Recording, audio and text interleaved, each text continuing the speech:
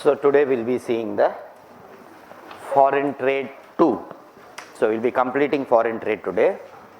We'll be seeing what is balance of payment, what are the committees, how balance of payment evolved in our country, what is current account convertibility, what is capital account convertibility, what are the reasons for the recent depreciation, fall of rupee. So all these things, so we'll be seeing as part of today's class. Okay, so now let's start with the balance of payment. Very important topic. 100% one question should come for prelims in this area. Now, before we go to the balance of payment for the country, let us see the balance of payment of your house. Rupee you cannot print at home. So if you can print at home, then nothing to worry. We don't need to worry at all. Anytime, whenever required, you go print in your storeroom or somewhere and use it. But that is not possible. It's illegal. So what you do is, or you or your parents, your mother especially, will always have a watch on how rupee leaves and how rupee enters your house. Rupee leaves your house in maybe for dress, maybe food, maybe some pizza, burger. In case if you are in a city, staying in a rented house, yes, rent if in the city. Now in addition, maybe petrol, transportation, healthcare, education, all these things. So rupee, whenever it leaves your house, you call it as debit. Negative. It is negative, it is debit. Since you cannot print rupee, now it has to enter your house. Then only it can leave your house. Just like that, it cannot start from your house unless otherwise you are printing rupee. So how rupee enters your house? Maybe in form of salary of your parents. Yes, maybe pension of your grandparents. Maybe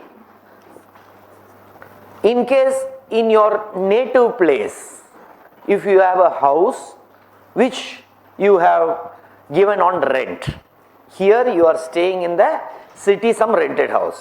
In native place, you have some, say, house which you have given on rent. So that rent can also come here. Rent, maybe your native place house. So this way rupee enters your house and that is called as credit or positive sign. Whenever money enters your bank account, you will get a message, it is credited. Whenever you are spending something on it, it will be given as debited. So this is how rupee enters and rupee leaves. In case if your parents have put some fixed deposit, FD or RD, FD, RD, then they will be getting some interest on it, yes or no? To put some FD, money is going out of your house, yes? But that FD interest will be coming here, yes or no? Yes, in case if your parents have bought some shares in Reliance or Tata's or some investment they have done, then those dividends will come, dividends, profit, whatever, yes or no? If they have some company, yes, that for that they have to spend, but again it will come as a profit, right? So rupee enters, rupee leaves. And again, suddenly if your parents want, why we have to stay in a rented house in city? Why not we build a house? So for that, yes, it's a huge amount, say 50 lakh, 80 lakh, 1 crore, 1.5 crores. For that, maybe they'll start getting a loan, 80% loan, 70% loan, whatever. So loan, then yes, your house is built. Your house is built in the city. Now, you can see that there are two. One, whatever I have put in green, that is all day-to-day expenses. Whatever I have put on green, the left-hand side, they are the day-to-day receipts coming inside. On the other hand, whatever I have put it on blue, right-hand side, there are some investments. Yes or no?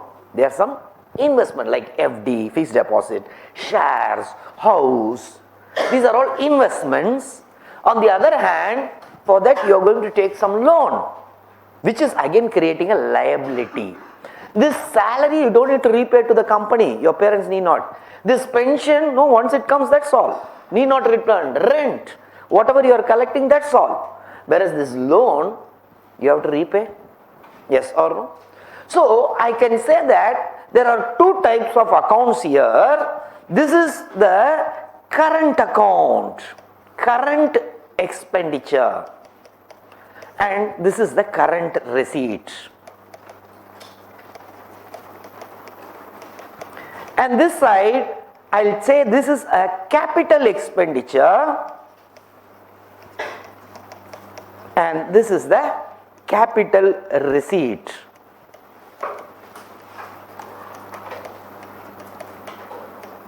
Or capital income, whatever you call. Are you clear about this? Yes or no? Whatever you are investing, there is going to be a return on investment. If you invest on dress, any return you are going to get? If you invest on pizza, is there any return? Nothing. Whereas when you invest on FD, shares, house, that house you can leave it on rent and you gain some amount. So these are all capital, your assets, you are investing. Whereas this is current expenditure. These are current receipts, but then you don't need to repay. Whereas this is capital receipts. Yes or no? Are you understanding? Now, this is the balance of payment of your house. This is the balance of payment of your house. Your parents, in case the expenditure, this side overall per annum is 10 lakhs. Right hand side is 10 lakhs. Left hand side is 12 lakhs. So what is some surplus is there? Yes or no? Right, left hand side, your inflow to your house is 12 lakhs. Outflow of rupee out of your house is 10 lakhs. So what your mother will do out that 2 lakhs? Saving. That is the balance of payment reserve. She has kept it as a reserve. Suddenly unforeseen expense. 1 year, yes, receipt is 12 lakh, whereas expenditure is 14 lakhs. What to do? What your mother will do? Take out from the reserve. Yes or no? Right.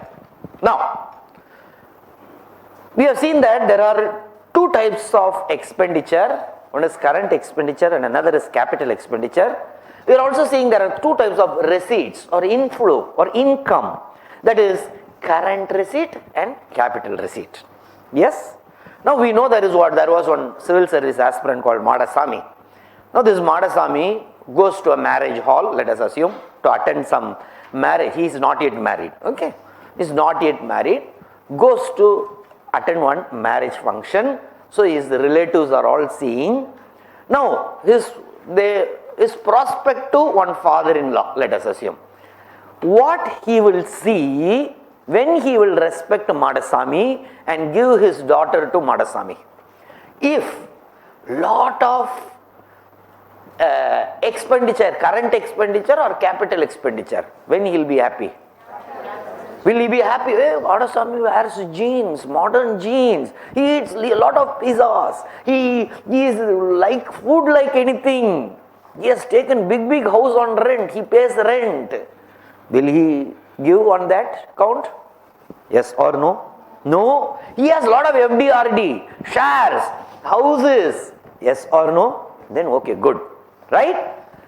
Okay, so this is good. This is bad. Sorry. This is bad. This is good. Yes or no? Yes or no? Left hand side. What he will like? Current receipt or capital receipt?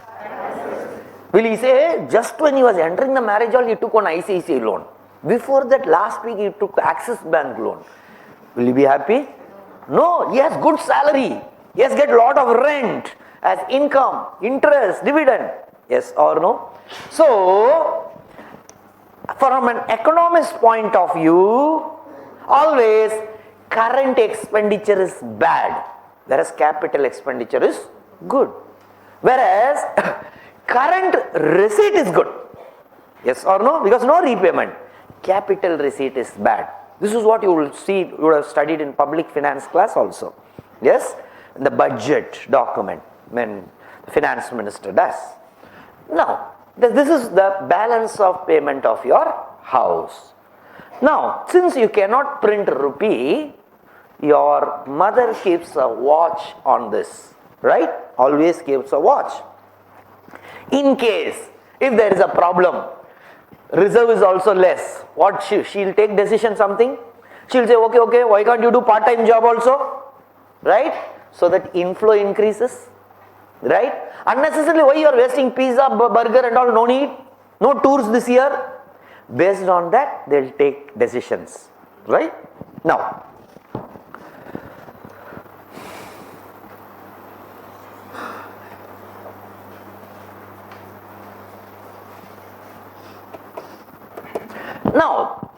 dollar, whether Madam Sita Raman can print dollar in India? Can she? She asked, she along with the Reserve Bank of India, can they print US dollar? Can they? No. Like you cannot print rupee, she cannot print dollar. How dollar enters our country? When dollar will enter our country? When you export, yes, dollar will enter. By export basmati rice, export jute, yes, dollar is coming in. When Obama come on tour, dollar will come or no? Yes or no? When Ford comes and buys a land in Maraimalai Nagar, he buys rupee, dollar is entering. With dollar, that Ford company buys rupee, that rupee he is going and paying the landowner in Maraimalai Nagar. Yes or no? So, this is how dollar enters. So, whenever it enters, you have to take it as plus credit. On the other hand, when dollar will leave your country? When you import oil, yes, they will ask. They'll ask for dollars.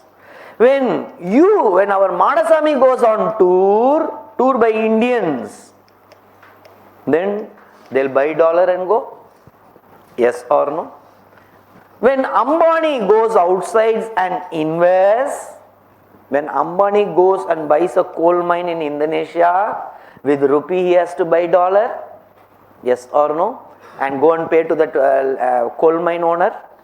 Yes? When FDI by Indians.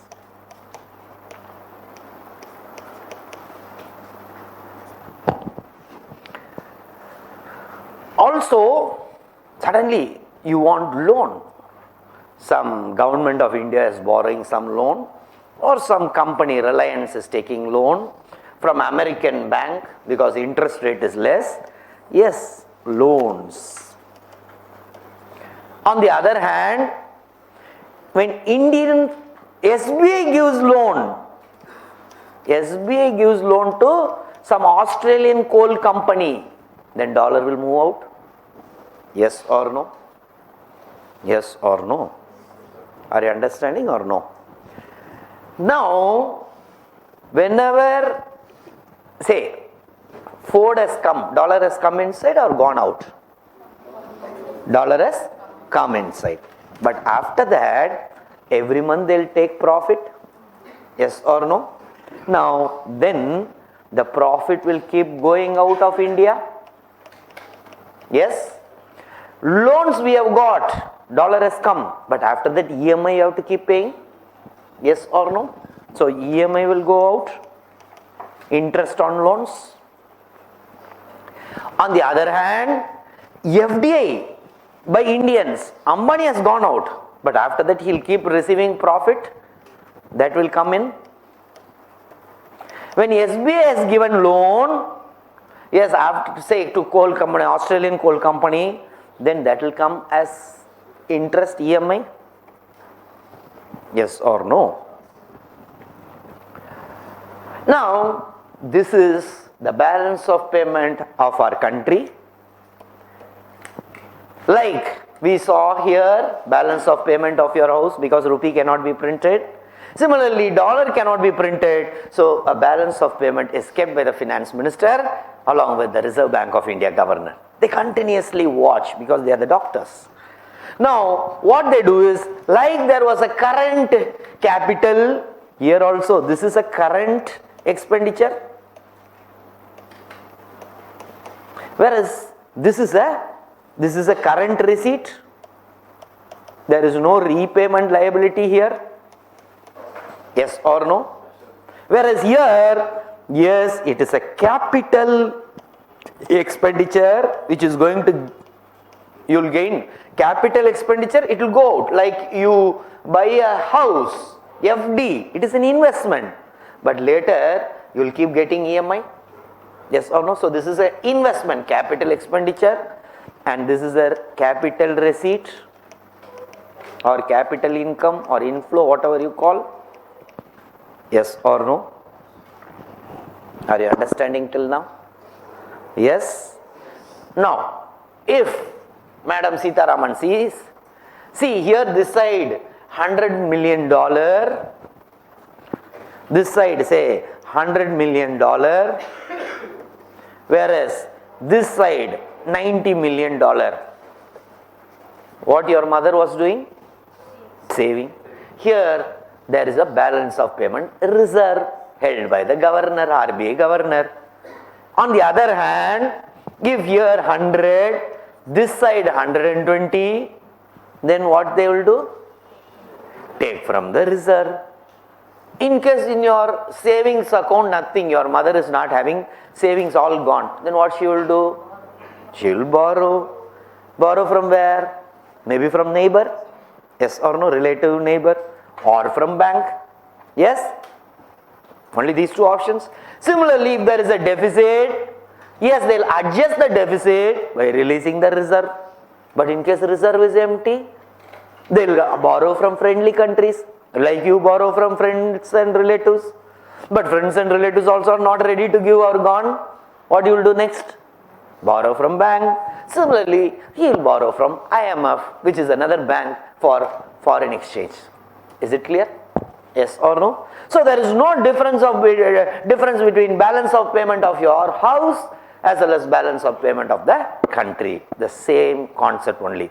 Since you cannot print rupee, continuously your mother keeps watching. Since they cannot print dollar, continuously our doctors continuously keep watching. They ensure that they take decisions. Like your mother took a decision, she'll also take decision. Hey, too much. Why unnecessarily are you importing?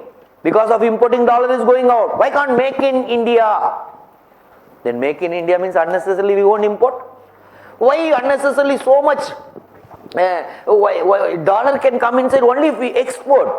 So, okay, export you don't need to pay tax. We'll give free land. We'll give free electricity. Export as much as you want. We'll support you. So that dollar will enter.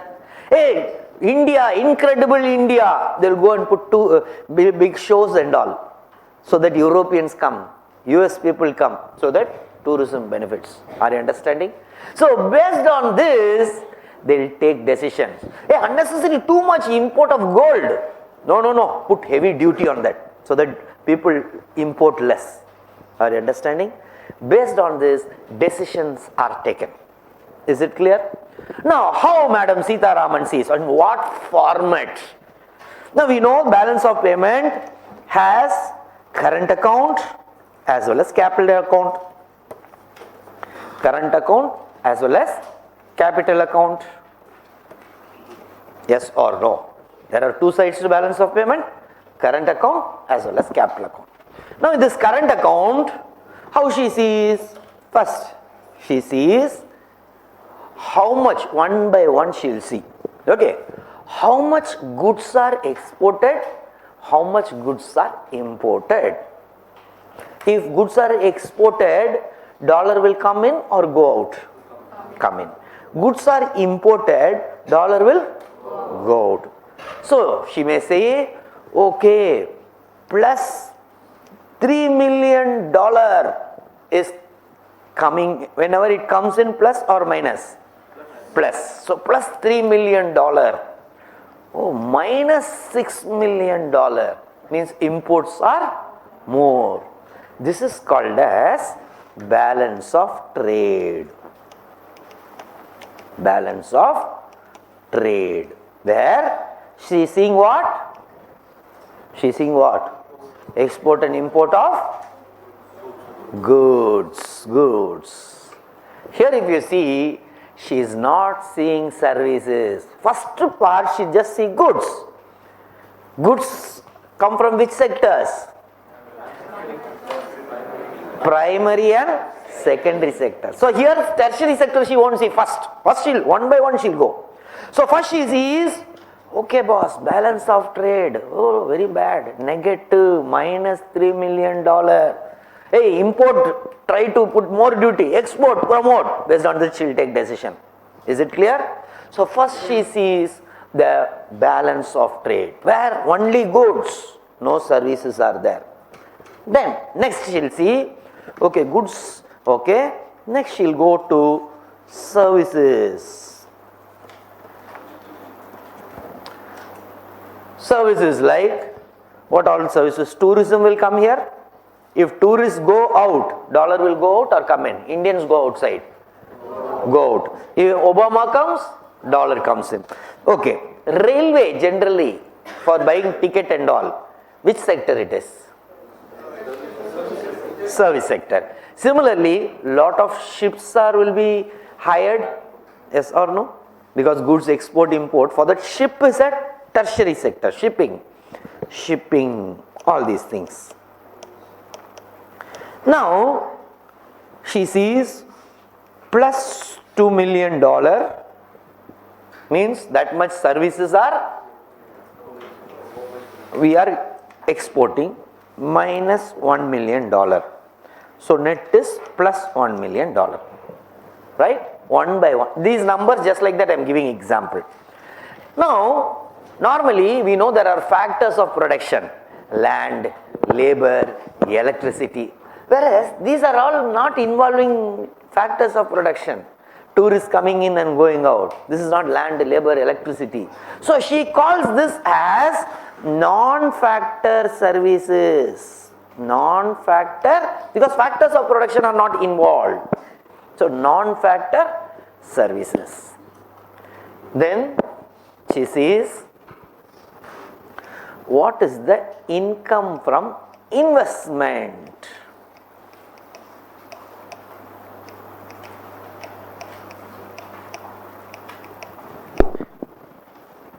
What is the income from investment of your house? All of you see the board. What is the income from investment? This is all investment. What is the income from investment of your house? Interest, dividend, profit. Yes or no? Yes, rent. Right? Now this is all income from investment. Yes or no? When Indians go outside, capital expenditure, income for profit, interest, dividend. Yes or no? That is what is current account. Yes or no? An expenditure on capital account will result in receipt on current account. If you spend on putting FD, which is a capital expenditure, good, later you will get a current receipt. Yes or no? Yes or no?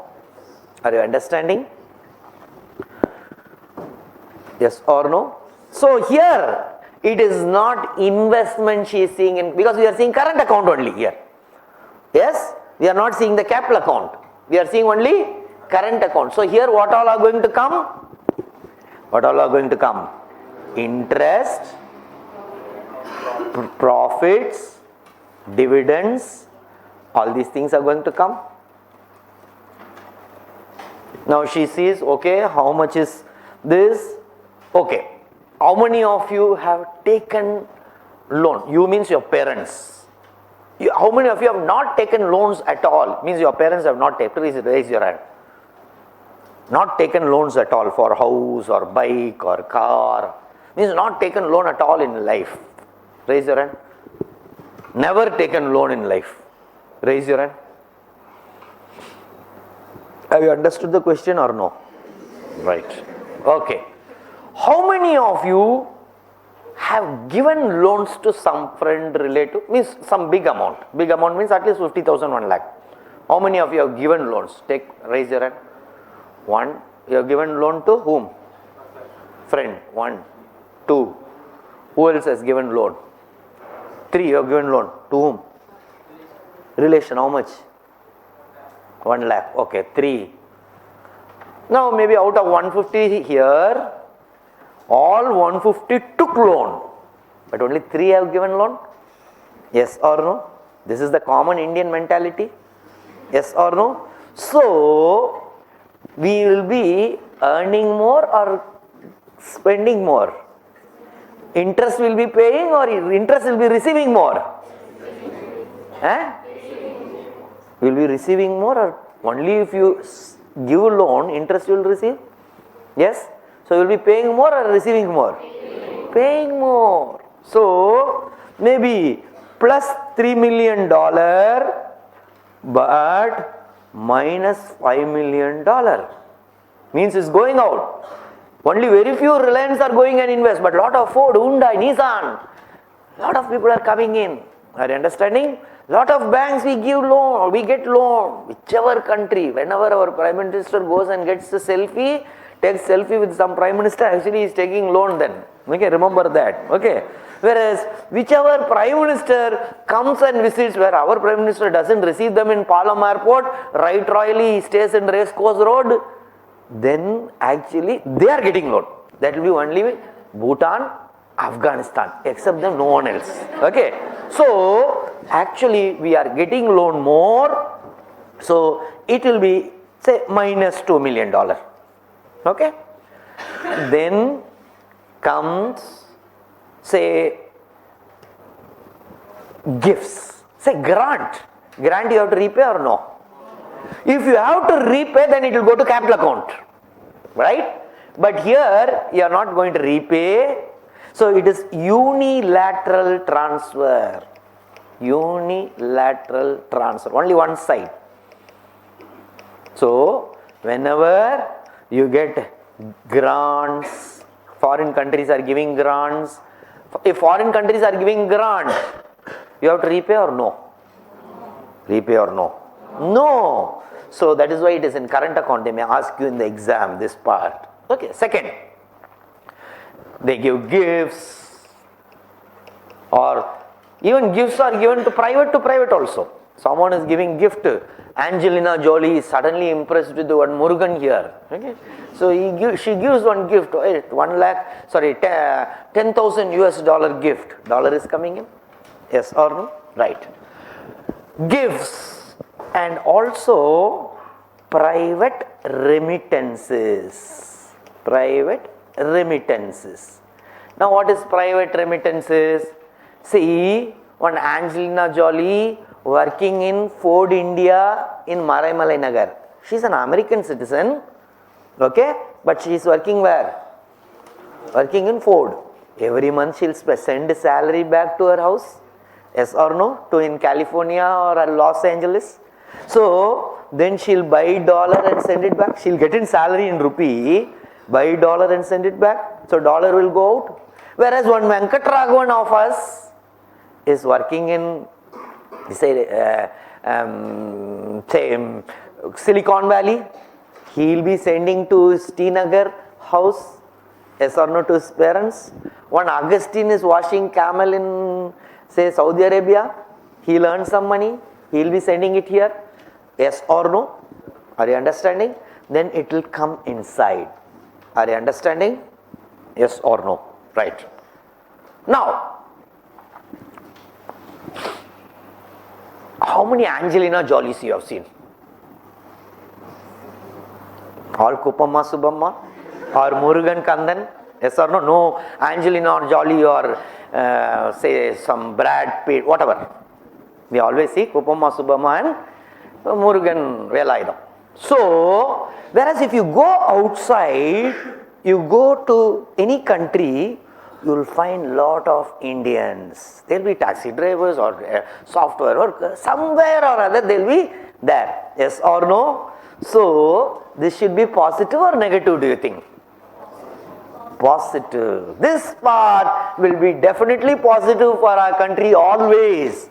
Because very few Angelina Jolies and Obamas here, whereas lot of Kandasamy, Abdullah, Augustine working outside. So this will be positive. So we'll take it as plus $2 million minus $1 million. So a net is equal to minus $1 million. Right? Oh, plus 2 minus 1 is plus $1 million. Now, when Madam Nirmala Sitharaman, if she sits in the border of her territory, can she see goods moving out and coming in or no? Is it visible or no? Basmati rice is getting loaded, some oil is coming, tankers are, it is all visible. Whereas these three, they are invisible. All electronic transfer or something. Yes or no? So these three, she'll term it as invisibles. So a balance of payment consists of current account and capital account. Current account, balance of trade and invisibles. Invisibles have three heads: non-factor services, income from investment and unilateral transfer. Is it clear? Yes or no? Right. So how? First she sees balance of trade, then second she takes balance of trade plus non-factor services. Balance of trade plus balance of non-factor services. Means goods and services she is seeing. Okay? Balance on non-factor services. How much is this coming? Minus 3 plus 1. Yes or no? Minus 3 plus 1. Net is minus $2 million. Is it clear? Yes or no? So, first she sees balance of trade, then balance of trade and non-factor services, then she sees balance of trade plus invisibles. So, balance of trade plus invisibles is what balance? Current account balance. Balance of trade plus invisible is current account. So how we will see? So minus 3 is balance of trade plus how much is invisibles? Plus 1, means which is non-factor services, minus 2, say plus 1, okay, so end minus 3. So current account is deficit or surplus? Deficit. Is it clear? Now she has to take a decision. She asks you, hey, people are civil service aspirants, help me to reduce the current account deficit. What you will say? What you will say? Reduce expenditure means what? Reduce import, increase export, promote export, make in India. Yes or no? This is how she takes decisions. Now, so what question can come here? Investment comes in current account or capital account? Investment comes in current account or capital account? Investment comes in current account or capital account? Current account or capital account? Capital account. Income from investment? This they will check. Grant, current account or capital account? Loan, These three they will check. Remember that. Here it is income from investment, not investment. Please remember that. Okay. Now, so balance of payment is a country's transaction with the outside world. So balance of payment of a country is the systematic record of all economic transactions between the residents of a country and the rest of the world. Here they are not using the word citizens. Why? One Venkatraghavan working in say California is a resident of that country. Yes or no? Yes or no? If he sends here, it is positive for us. Yes or no? Whereas Angelina Jolie, who is a resident of the country here, if she sends out, it is negative for us. So it doesn't matter citizens. Citizen means it will confuse. Yes or no? For us, whoever residing within the border, if they send out, whoever residing within this border, if they send out dollar, it is negative. If they bring in dollar, it is positive. Yes or no? Only the residents matter. Is it clear? No citizens. Are you understanding? Yes or no? So, that also they can ask. Instead of residents, they can put citizens. Then it is wrong. Residents. Yes or no? Ford is not an Indian company, but they are residing here, they are bringing dollar here, so it is positive. Yes or no? If dollar comes, are you understanding or no? So it is only residents who matter. It is composed of all receipts on account of goods exported, services rendered. If you tourist services, if you give, you will get dollar. Obama comes inside. Or capital received, Ford is bringing capital by residents, and payment made by them on account of goods imported, services received, capital transferred to non-residents. So basically dollar inflow, dollar outflow you are taking. If a country has received money, then it is known as credit. If a country has given dollar, then it is known as debit. Balance of payment will have capital account and current account. So what are the current account? Current account, yes, you can see that current account. You see current account, balance of trade and invisibles. Invisibles will be non-factor services, income from investment and unilateral transfer. Non-factor tourism, example, tourism shipping. Income from investment, dividend, profit, interest. Whereas unilateral transfer, grant, gift, remittance. Now you see what is the current account. The current account of the balance of payment comprises of trade balance, non-factor services, net income from investment and net unilateral transfer. Trade balance is export of goods minus import of goods.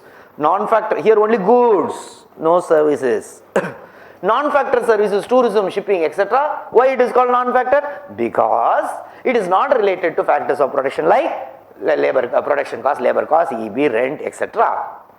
Goods and service balance. Yes or no? First she saw only goods balance, trade balance.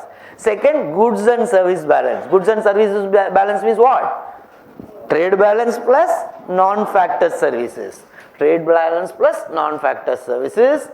Then she sees, yes, what is the income from investment? Income from investment are dividend, profit, interest on loans, etc. Unilateral transfers are gifts, grants and remittances. Why it's called unilateral? Because no need of repaying. Here, because there is no need of making any present or future payment in return. Unilateral can be official or private. If Obama gives gift to India, official. Yes or no? If Venkatraghavan sends one salary to his parents, yes, it is private. Non-factor services, income from investment and unilateral transfer, they are called as invisible because there is no visible movement of goods across borders. Current account balance is trade balance plus invisibles. Now, what are the trade? This is all happening. To see, if you see the data, 2008 huge trade deficit in India. And again, latest 2018 again, yes, exports decline, trade deficit. Now the data they won't ask. But who releases the trade deficit? That they will ask. That is done by Ministry of Commerce and Industry, which calculated wholesale price index. Yes or no? The same ministry is involved here. Who reports balance of trade? They may ask in the prelims. Balance of trade is reported by whom? Ministry of Commerce. Then comes capital account. Now, if Reliance goes, see, we have seen, please all of you see the board.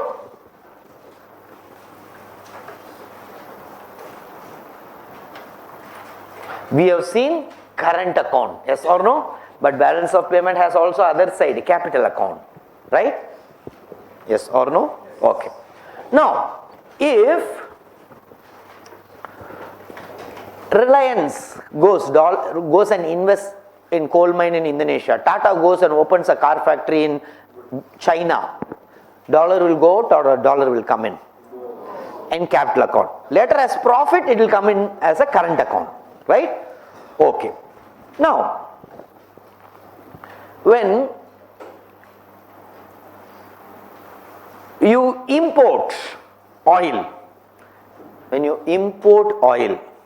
okay, current account or capital account? Current account. So, current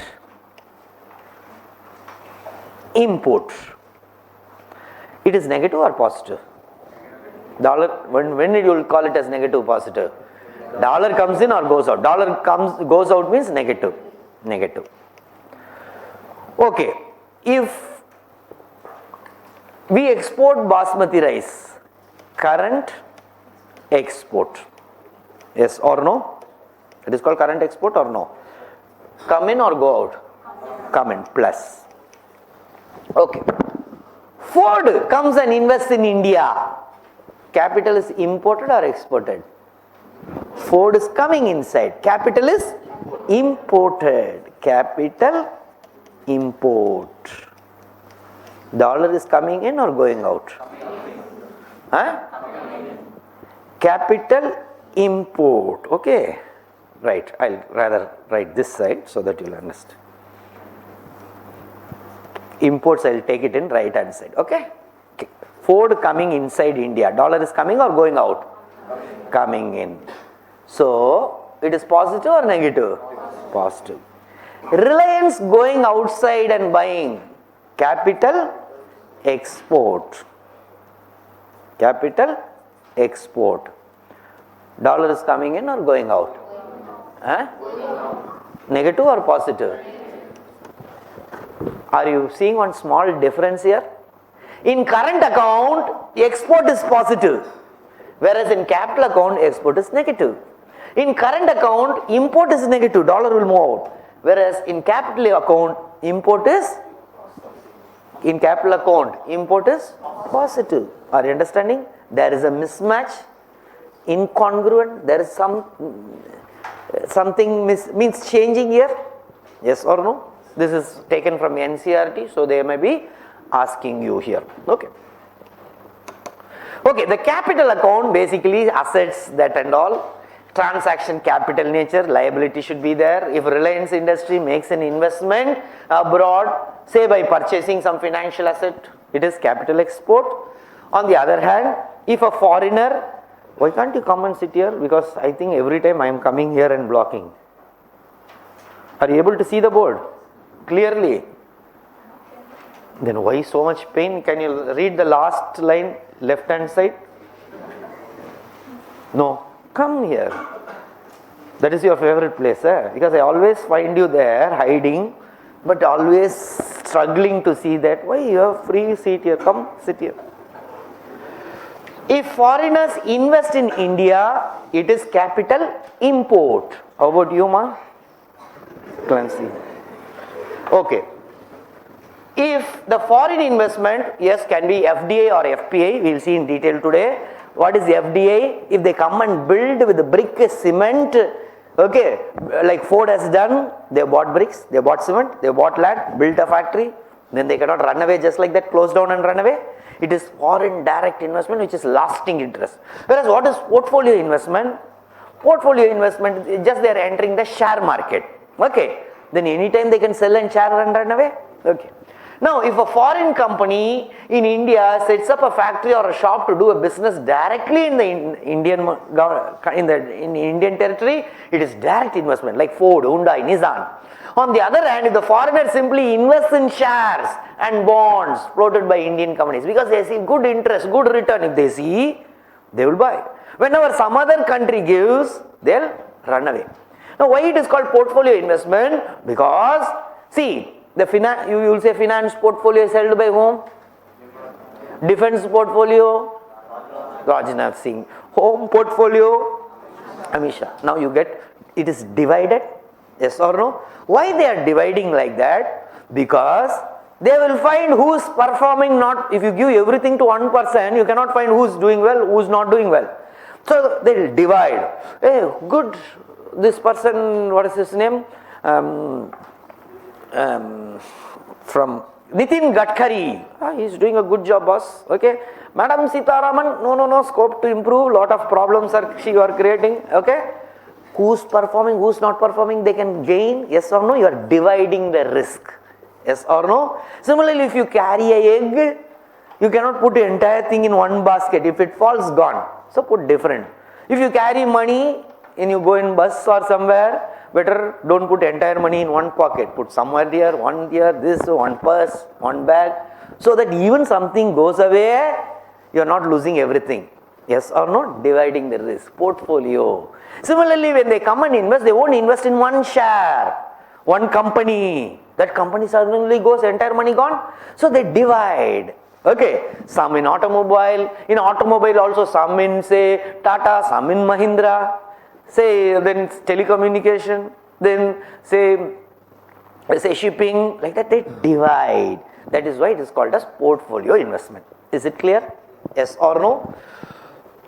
We know that any transaction resulting in payment to the foreigners, when you pay, it is negative, debit. On the other hand, any transaction received, positive, credit. Any transaction resulting in a receipt from foreigners is entered as a credit and is given a positive sign. There is an element of asymmetry. Some mismatch is there in current account and capital account. There is an element of asymmetry between current account and capital account. In current account, imports are items for which we make payment to foreigners, like when you import oil. And exports, we are going to receive from foreigners, like basmati rice. On the other hand, the capital account import of capital is receipt. Whereas in the capital account, import of capital is receipt, which is a positive. And the export of capital is payment item, which is negative. So there is an asymmetry. This sentence has been taken from NCERT book. So very important, they can ask you. So the balance of payment on capital account is total capital import minus total capital export, because import is positive, export is negative. And a positive balance is a surplus, negative balance is a deficit. Total balance of payment is what? Balance on current account plus the balance on capital account. The balance of payment, which may be shown overall deficit, overall surplus, current account alone deficit, current account surplus, capital. Different countries have different, depending on their trade and other things. So country may have deficit in the current account but surplus in capital account, overall deficit, balance of payment, some current account surplus, capital account deficit, all these permutation combinations possible. Balance of payment deficit simply means that certain payments are due to the foreigners. When a deficit means something is due, and a surplus means foreigners have to pay you something excess, which you can reserve. A BOP deficit may be adjusted. If there is a deficit, what you will do? RBI will, through sale of foreign currencies, release from its reserve. Like when your mother shortage, she'll do from her savings, yes or no? Or by borrowing, no deficit, that reserve is less. No less reserve, then borrowing from some foreign country or borrowing from some bank. Yes or no? These are the three things which can happen if there is a deficit.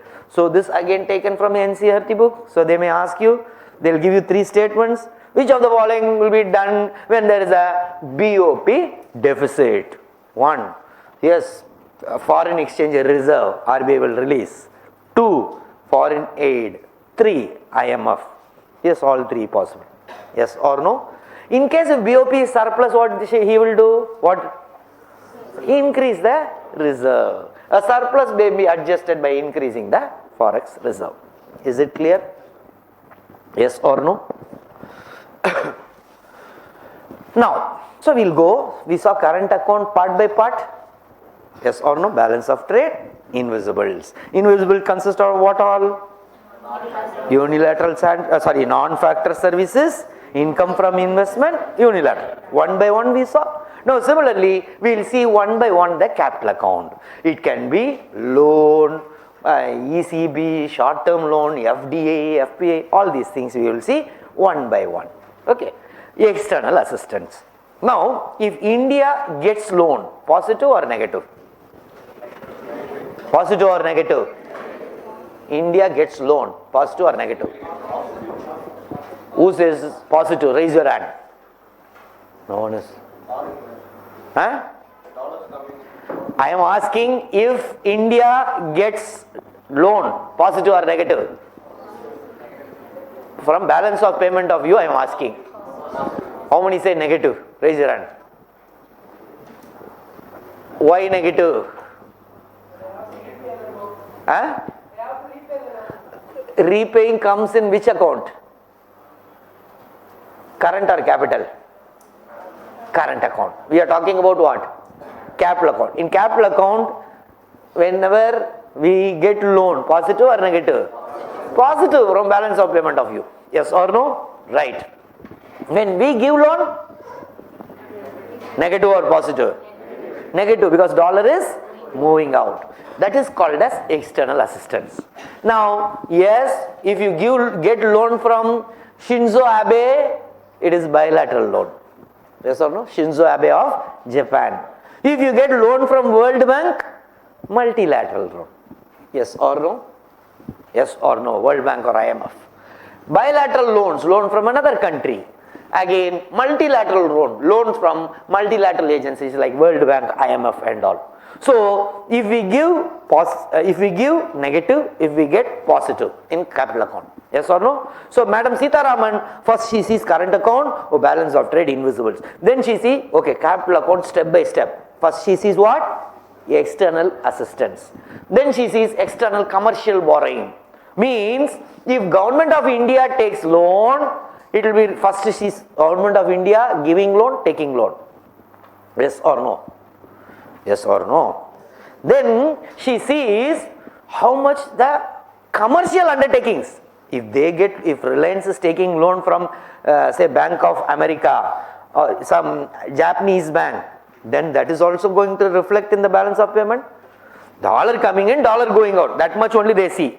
Even Venkatraghavan sends, that is reflected in current account. Yes or no? Everything is seen. Yes or no? So now first heading, government giving loan and taking loan. That she sees. Then commercial undertakings giving loan and taking loan. Okay? Now, any money that has been borrowed from foreign sources for financing the commercial activities in India, it is called external commercial borrowing. Number one, BHEL if it takes loan, whether it will be in external assistance or ECB. BHEL. BHEL is government or private? But is it a commercial undertaking or no? Yes or no? It is not. So, even public sector undertakings, when they get loan, it will be reflected here. Are you understanding? If PSUs take loan, yes, they are a commercial activity only. So, only the government as a sovereign authority, when they take loan, Government of India, that will be by external assistance. Whereas, whenever even PSUs, private companies, Reliance, Tatas, when they get loan, BHEL, BEL, everything will be reflected here only. Is it clear? Yes or no? Okay, when you borrow and build a house, okay, when Madasamy borrows and builds house, his father-in-law will respect him or no? Yes or no? Yes or no? But generally borrowing is okay only, na? He has to building on big house means he has to borrow something. Yes or no? If he borrows and buys lottery ticket, will he respect? No. Similarly, here also restrictions are there. When commercial undertakings, Madam Sita Raman will keep saying, if you are borrowing and opening up some factory, okay, but you cannot use that in real estate, share market and all. Because finally Madam Sita Raman has to see the overall balance of payment. So ECBs cannot be used for investment in stock market or speculation in real estate. And there is one important department in the Finance Ministry. Finance Ministry has one Department of Revenue, Department of Expenditure, Department of Economic Affairs, Department of Financial Institution, Department of Disinvestment. 5 departments they have. The most important department is the Department of Economic Affairs. They only prepare the budget of the country. Can be asked in the prelims, has been asked in the prelims. Which department is involved in the budget? Not Department of Revenue or Expenditure, it is Department of Economic Affairs.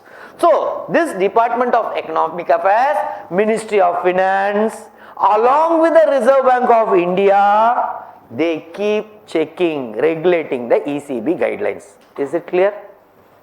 Yes or no? Are you understanding? Because they should not invest in real estate or stock market. Yes or no? Are you understanding or no? So, Department of Economic Affairs along with RBI, they keep a watch. For infrastructure and greenfield projects, when a field will be green? When a field will be green? When a field will be green? When a ground will be green?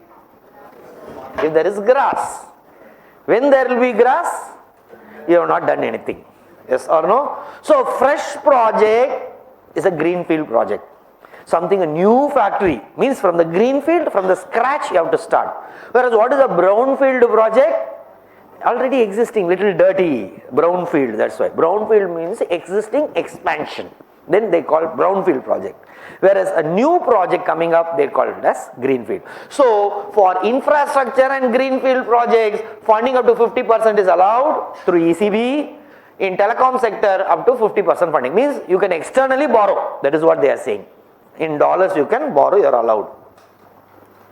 Short-term debt. Now, what is short-term loan? Do you remember? When we saw bank rate, I told you. Long-term loan is when repayment is more than 1 year. Whenever repayment is less than a year, it is called as short-term loan. Now, she also sees short-term debt. That year itself, that dollar will go away. Yes or no? They have to pay the entire amount. Yes or no? Because short-term debt, she has to keep a watch. Oh, this year itself, the entire amount should go away. Yes or no? They have to repay. Or will get also, in case if India gives short-term loan to some other country. Are you understanding? So that they are seeing separately. This account is comprised of any debt that is due within 1 year. Are you understanding what? Where are we now? Where are we now? Gandhi Hall. Where are we?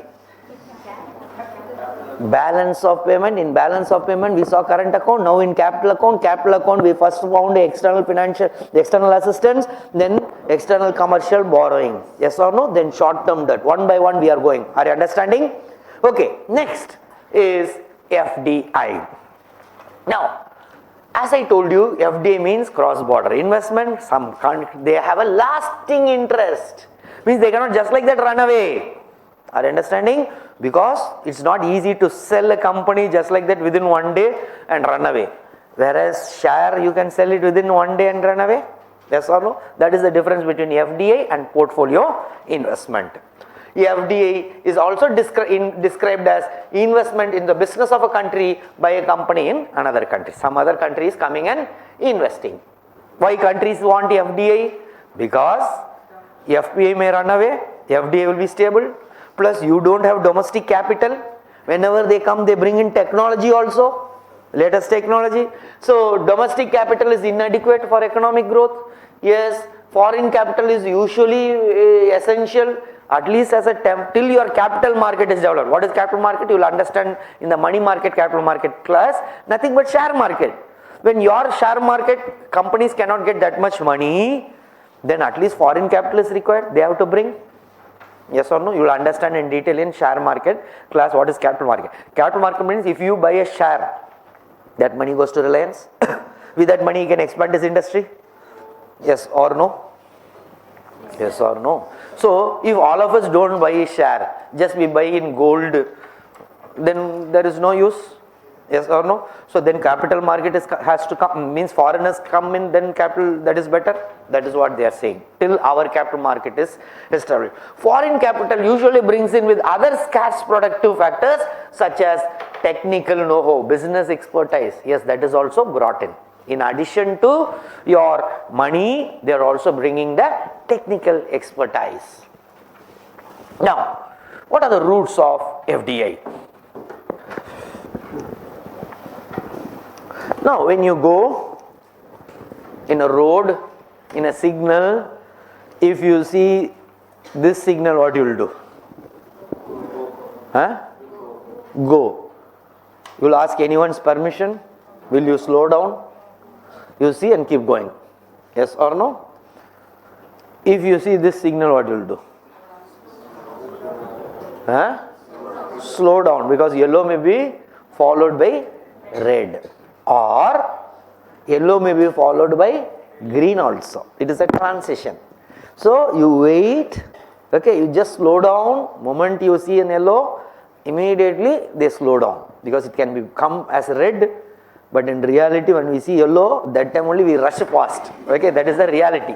But generally, if you are say train and all, railways, moment they say double yellow, then they'll think, oh, double yellow means it may become a green or single yellow.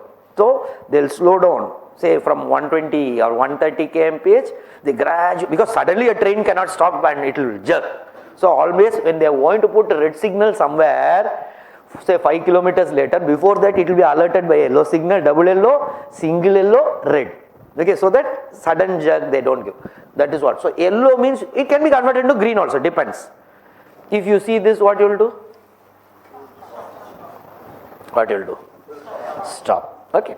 Now, in FDI also, there is no route. In fact, stopped means here no route. There is no route at all. Banned. Means foreign direct investment, you cannot come and invest in atomic energy. Not allowed. Railway, boss, not allowed, boss. That we ourselves are doing. Okay. Okay. Say tobacco, no, not allowed. Chit fund, no, not allowed. Okay. So, this is banned one. Okay. Where all it is allowed? Horticulture. Oh, no problem, come. You don't need to ask us at all. You go and start doing floriculture, horticulture. No problem. Are you understanding? Green route. It's called as automatic route. Automatic route. Automatic route means whether they have to get permission of government? Yes or no to come and invest? Yes or no? No, automatic. Just go, no problem. Most welcome, boss. FD comes in, dollar is coming in or going out? Happy or sad? Happy. Balance of payment, positive. Whereas, say broadcasting. Now, boss, it's like yellow signal. Boss, wait. We'll come check little. We'll want you, but still some basic checks. Are you understanding? This is called as government route. This is called as government route. So this is, yes, government checks. If they find you are a good person, they'll allow you. In fact, they want you to come and invest in India. Then only dollar will come in. Yes or no? GDP will increase or no if FDI comes? Yes or no? GDP will increase. Will GDP increase if FDI comes? How many say yes? Raise your hand. If FDI comes, GDP will increase. I'm asking GDP. How many say no, it will not increase? How many say no? Others don't have hand at all. Just few raise for hand.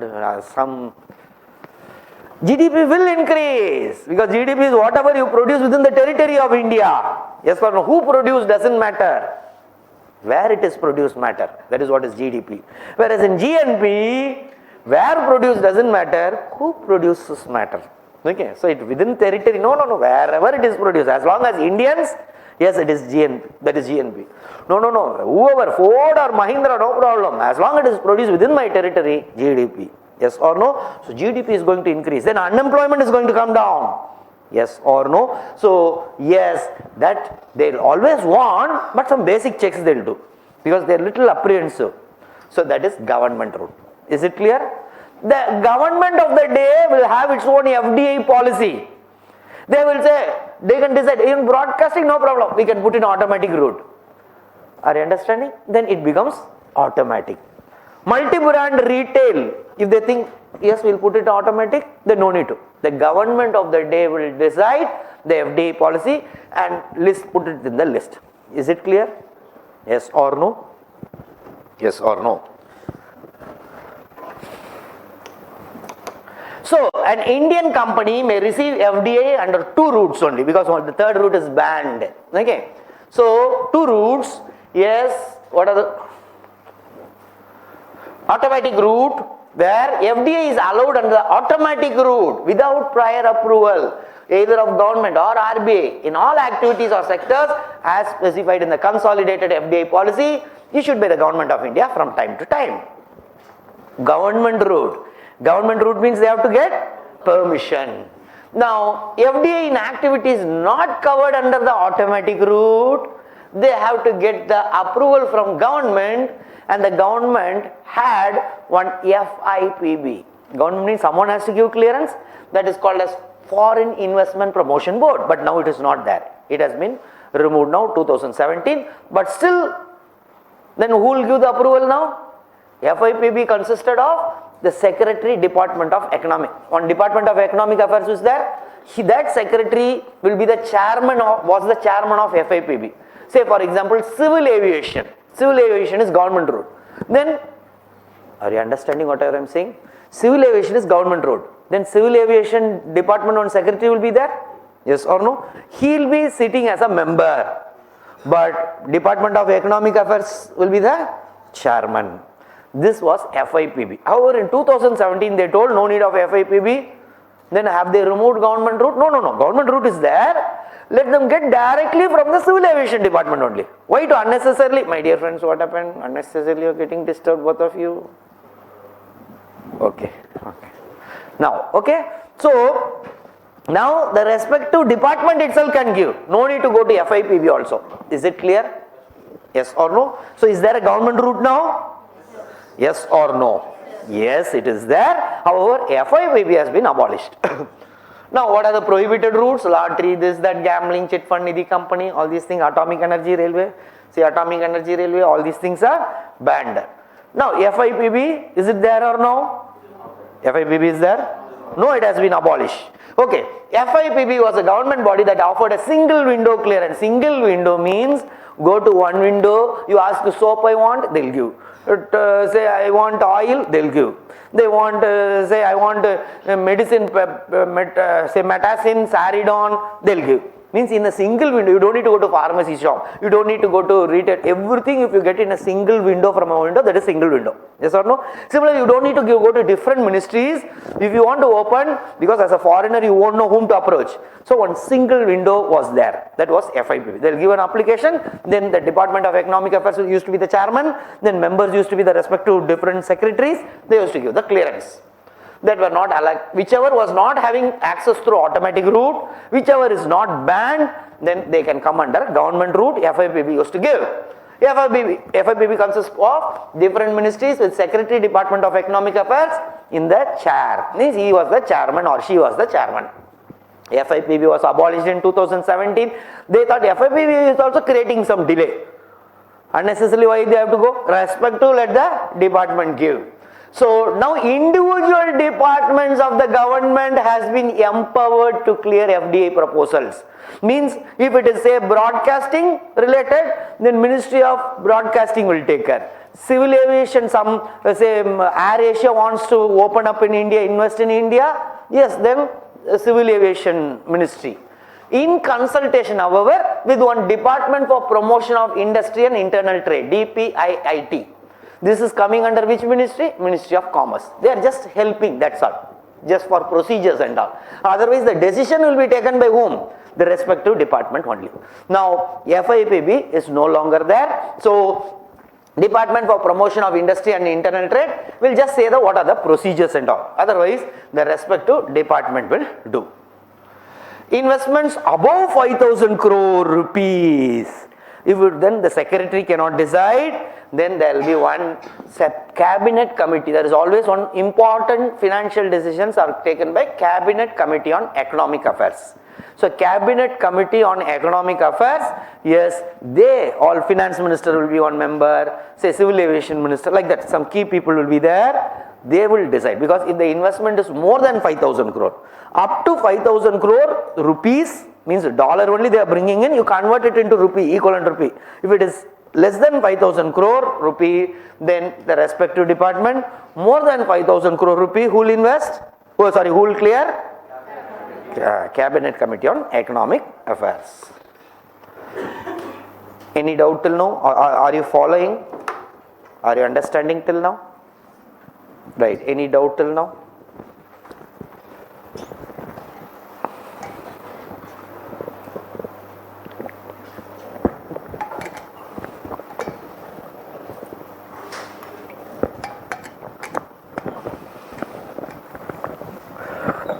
Any doubt? Okay. Once government gives permission, which route it is? Government route. Immediately investment happens is better, or let it get delayed? Immediately. Because in principle approval has come. So immediately, then someone has to assist. They are from US, one Ford, Hyundai from some, Hyundai is Korea. Which company? Which country? South Korea. Hyundai, South Koreans. They won't know where to they've got FDA clearance. But after that, they have to get local panchayat clearance, and then fire clearance, land clearance, a lot of small clearances from state government. Yes or no? Yes or no? So, yes or no? Yes, FDA approval government of India has given. But after that, to construct, you have to give building clearance from this local small clearances. Okay. Now they won't know. So one FIIA has been set up. They are after sale service, like that. Once FDA approval is given, after that they come, boss, I am there. Don't worry, where you want to get land? Oh, Maraimalai Nagar, oh, Tamil Nadu, one of the best government today have. No corruption at all in Tamil Nadu. Come, give some money, they will ask. Okay. Like that, they have to go and do everything quickly. Oh, fire clearance, okay. Because those people, foreigners, will not know. Yes or no? So for that, to assist them, FIIA is there. Government of India has set up a Foreign Investment Implementation Authority, FIIA, to facilitate quick translation of FDA into implementation, to provide proactive one-stop aftercare service to foreign investors by helping them obtain necessary approvals, sort out their operational problems, meet out various government agencies, they'll meet, give problem, whatever problems they see, everything they'll solve. What are the FIIA's objective? Encourage fast once approval has come, fast translation of approval of FDA and bringing a factory there. Offer the foreign investors proactive services such as getting them approvals which are required, and then to solve their problems by meeting the various agencies of the government and solve the various operational problems. Then there used to be, now it's not there used to be one Investment Commission of India. Then Prime Minister Manmohan Singh thought, boss, we have to bring more FDA. But we will not understand how to bring in. Let us put some private people also, they will give recommendation. They cannot give approval. Private cannot give approval. So let Ratan Tata be the chairman. Let Deepak Parekh of HDFC be one member. Ashok Ganguly of Hindustan Unilever, let him be one member. Now they would have seen how China quickly gives FDA. Which company, whether Ford is good, Hyundai is good, everything they will know. Yes or no? So this is one private member technical think tank like that, but they cannot give approval. They will only give recommendations. So this was the Investment Commission of India. Investment Commission was to set up to enhance and facilitate investment. They will try to facilitate. They will try to tell the government these are the good things followed by China or South Korea or whichever, Malaysia, whichever country. Now the commission makes recommendations to the government of India. They cannot give approval on policies and procedures to facilitate investment. They recommend projects and investment proposals that should be fast tracked or mentored quickly. Hey, Ford is a very good company, boss. Quickly give them land clear. FDA wants you, please give clearance. That's a good company. So then the FIPB or whatever agency, they'll see, oh, good. Okay, give clearance. Means not necessary that they have to, but it's just a recommendation. It's not binding on the government, but a recommendation from our private body. Is it clear? Now, ICA is no longer there. It is now abolished.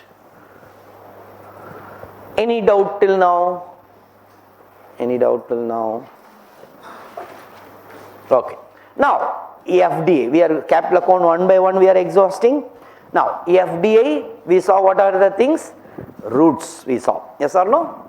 Government route, automatic route. Then of course there is one banned thing, there is no route at all.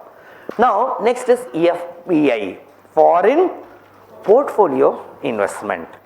Now, that is also coming under capital account only. Yes, portfolio investment is passive. It's not active investment like buying bricks, cement and all. This is just a passive investment in securities. So they don't management control and all. Just they buy shares.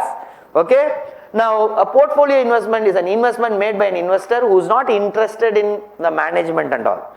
Whereas Ford India, Hyundai and all, they built a factory. They will manage. Here they don't. Just they buy shares. Okay. To make profit. The purpose of investment is solely financial gain only. It is the entry of funds into a country where foreigners make purchases in the country's stock for profit. Usually short time investment only. Whenever some other country gives better interest, they will sell here and go to that country and invest, as opposed to a long term FDI partnership. Flight of capital is a threat of portfolio investment. Now what is flight of capital? Now whoever has gone by flight, once the flight goes to runway, now after that, once it touches the runway, then captain will say seat belts first, this, that, I am going to take off, air hostess go and take the seat, he will keep announcing moment it touches. Means hereafter, he will go within 6 seconds, 7 seconds, it will take off. Yes or no? Within 6 seconds, one big speed takes off. Yes? Within seconds, it escapes. Yes or no? Similarly, portfolio investment, there is a threat. Immediately it can go away to some other country. If suddenly they feel, no, this country is risky, then immediately they will escape. That risk is there. Is it clear? Yes or no? Because of the fear of flight of capital, most nations prefer FDI rather than FPI. FPI also good only, no the second thought on it. But if you ask FDI or FPI, FDI is better. But however, FPI also dollar is coming in, but FDI is better because they have a lasting interest. They cannot liquidate at short notice and run away. Yes or no? Whereas portfolio investment, they can liquidate and run away. Liquidate means they can sell and take dollars and run away. Now, like FDI consisted of automatic route, government route and one banned one, no route at all, 2 routes only. Similarly, foreign portfolio investment also we are going to see the breakup. What all? FII, foreign institutional investors, depository receipts and offshore funds.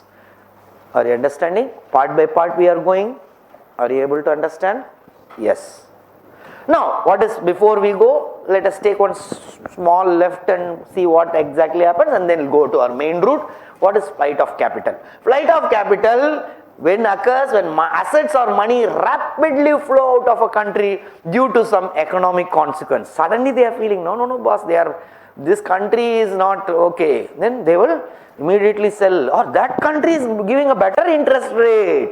Yes, they can run away. Such events, suddenly they increase in tax. Now Madam Sitaraman announced one surcharge suddenly in the July budget or something. Then almost 15 lakh crore managed. Okay. Then at that time when all were asking what? No, let them, I am not going to do something. Let them do whatever they want, she told. Okay. But after that then she had to re-announce the budget itself. Means without telling a word budget, they have to, because dollar was escaping like anything. That is not good. So such a increase in taxes or capital holders or the government of the country defaulting on its debt. Suddenly government is defaulting on debt means that government is dangerous. So such conditions which disturb investors, which causes them to lower their valuation of the assets in that country, otherwise lose confidence in the economic strength. Whenever they lose confidence, they'll run away. Now this man, George Soros, this leads to what happens? Disappearance of wealth. Okay, if it is a floating exchange rate that country is following, what will happen if there is a flight of capital? Rupee will depreciate drastically. 50 rupees, next day it may be 65, 70 rupees. Are you understanding? Say there is fixed exchange rate. What will happen then? It will remain. But won't the country be forced to devalue? Because there is no dollar at all. It has escaped so much. Hereafter whoever comes for import, 50 is equal to $1. Okay, give me 50 rupees, I'll give you $1. No boss, hereafter all dollar escaped, 80 rupees, $1. You will be forced to devalue. Yes or no? These are the two options can happen. This leads to a disappearance of wealth and usually accompanied by a sharp drop in the exchange rate of the affected country, depreciation in a variable exchange rate, or forced devaluation in a fixed exchange rate. They may ask you in the exam. If there is a flight of capital, what happens in a exchange rate? Is it clear? Yes or no? Okay. ASEAN crisis. Now who is this man? He's a wealthy person, George Soros. Okay. He is like Warren Buffett. He is like Warren Buffett. He is also a big investor. George Soros, a Jewish banker. He knows the thing, market. He can shake markets. Okay. Somewhere in 1992, I think, the Bank of England, suddenly one fine time he collapsed it. Okay, that is called as Black Wednesday. You can go and Google what is Black Wednesday. Suddenly he'll take away the wealth. Okay, then your country will collapse. Are you understanding? That way they can play. In fact, ASEAN crisis. Now the present Prime Minister of Malaysia, Mahathir Mohamad, he was the Prime Minister at that time. Now he is the oldest person, I think, around 95, 96. Okay. Now that time he was the Prime Minister also that time. Now Mahathir Mohamad told this man only caused this problem. Okay. But however later he withdrew. But initially he told, because George Soros is so powerful, that is why ASEAN, suddenly they take away the dollar. Is it clear or no? Yes or no? So he is known for this flight of capital. Who is this lady? Any idea? Oh. You don't know? Who? His wife. Okay. His wife, and you can ask why she is so young and he is old, but he is a billionaire. Okay, so his hobby is marrying new marriages. So latest wife, I think. Okay, I do not know the latest. I am not updated. Now, next is hot currency. Now, what is hot currency? When there is a flight of capital, two currencies are involved. One currency which is rapidly going. Okay. Yes or no? Please come away from her. Okay. I do not know whether he is there or you are holding it. Please come here. Now, when there is a flight of capital, suddenly currency is going out. That is called a hot currency. Why? So much is in demand but not available. Yes or no? Hot currency means something so much in demand but not easily available. That currency, whenever there is a flight of capital, say ASEAN crisis, US dollar was a hot currency. All were wanting it, but it was escaping. It is a temporary name given to a hard currency when there is a flight of capital.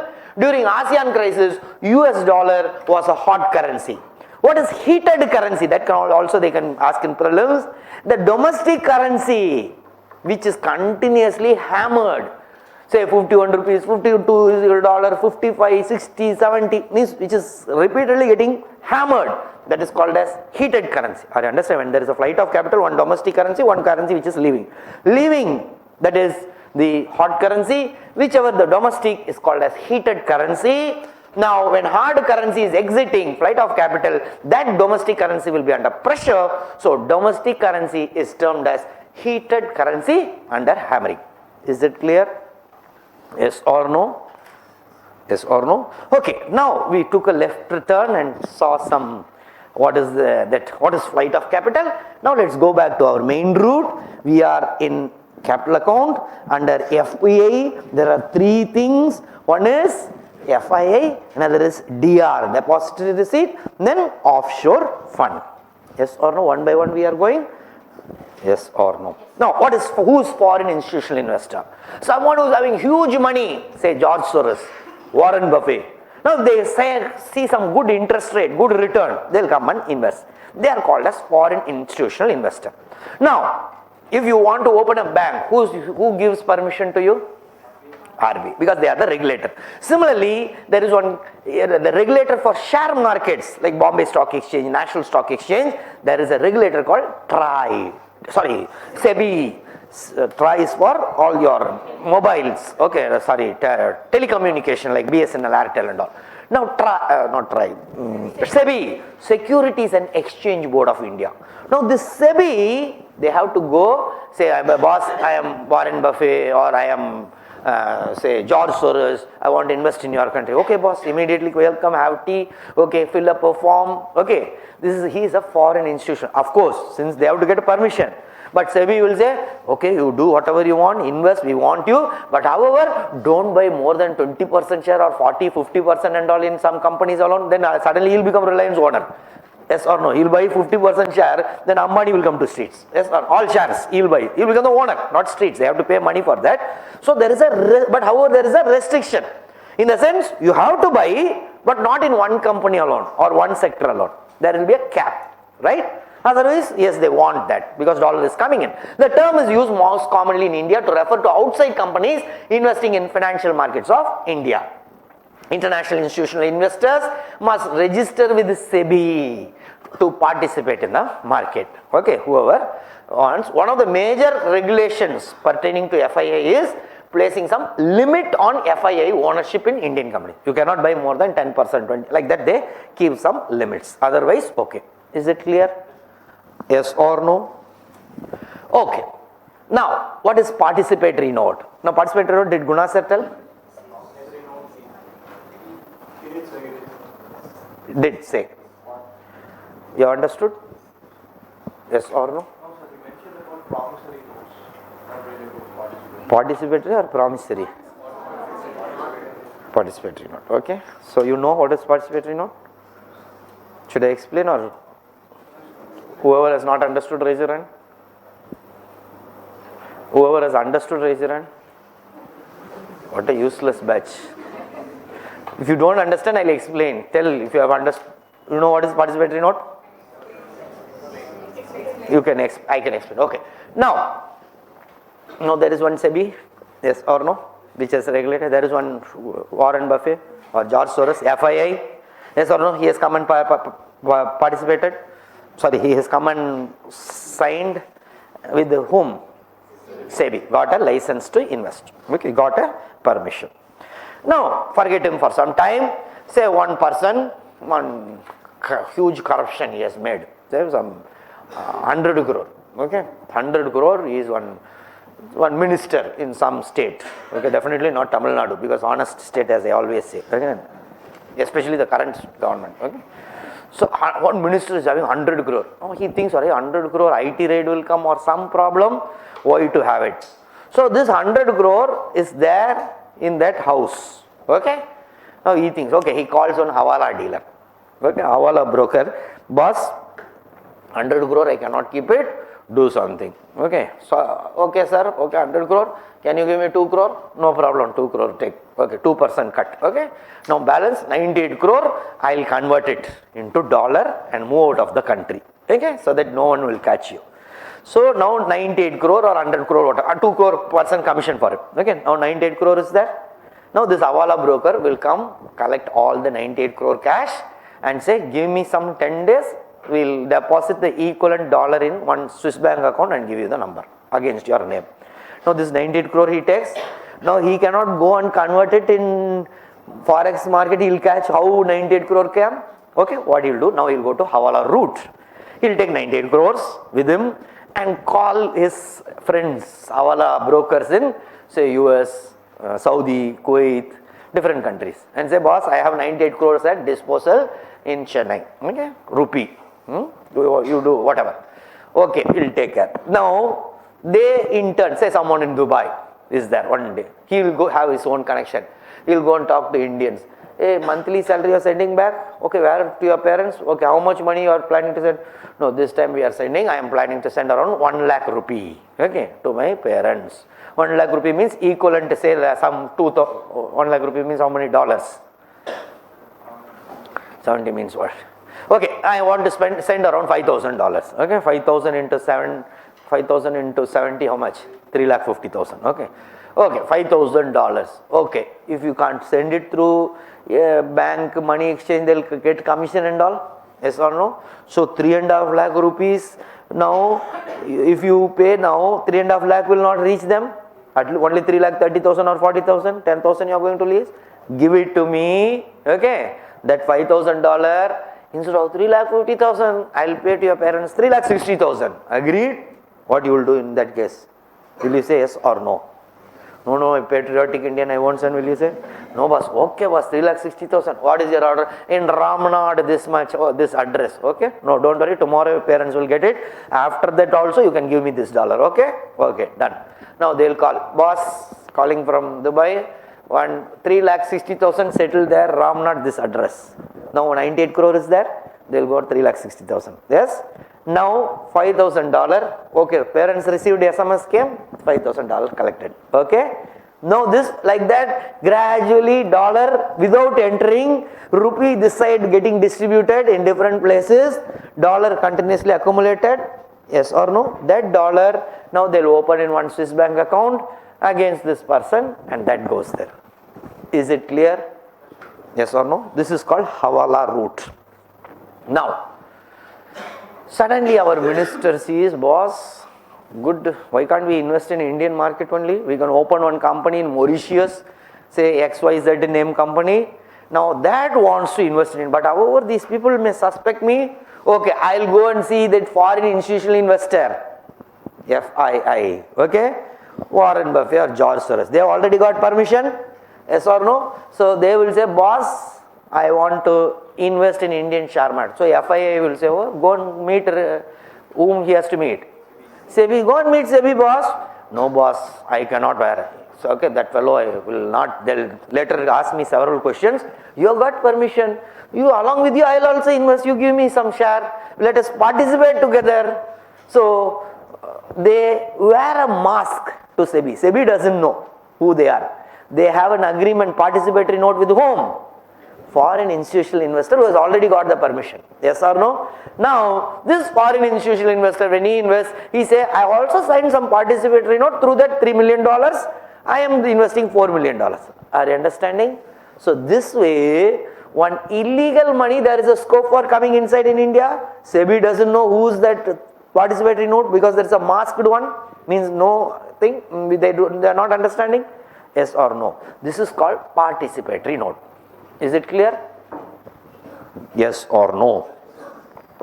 Participatory note, also called as P note, are instruments used by foreign institutional investors who are not registered with SEBI. Okay, they are not registered with SEBI.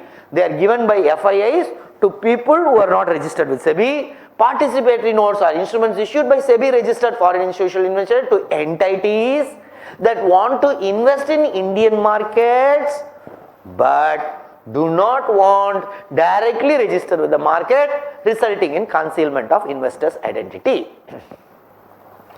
About 45% they say are P notes and all. In the past, whenever government tried to control, whenever they wanted to control P notes, immediately market used to crash.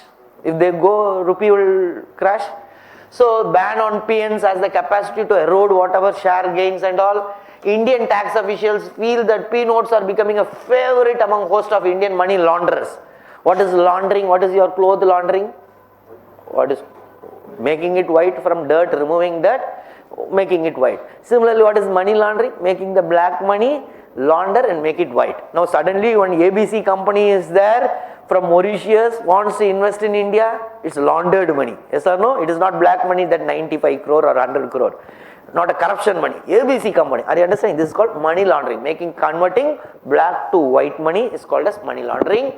In 2017, SEBI decided, boss, NRIs and Indians cannot invest through P notes. So they call the FIAs and say, okay boss, you will have a lot of money from these people, that people, we don't mind. But NRIs and Indians not allowed. So NRIs and Indians, if they want, they can come directly and buy shares. Indians, you can directly enter the share market. Why you have to go to that route? NRI is also not allowed. Okay, this way there is a ban. Now NRIs and Indians, they cannot invest through participatory note. Otherwise, participatory notes are there in India, but not for NRIs. Is it clear? Any doubt on this? Any doubt? Okay. So FII, we also saw what is participatory note. Then comes depository receipt. Have you understood till now? Any doubt till now? Any doubt? Okay. Anything difficult to understand? Are you understanding now? Everything you are understanding? Okay. Now, what is depository receipt?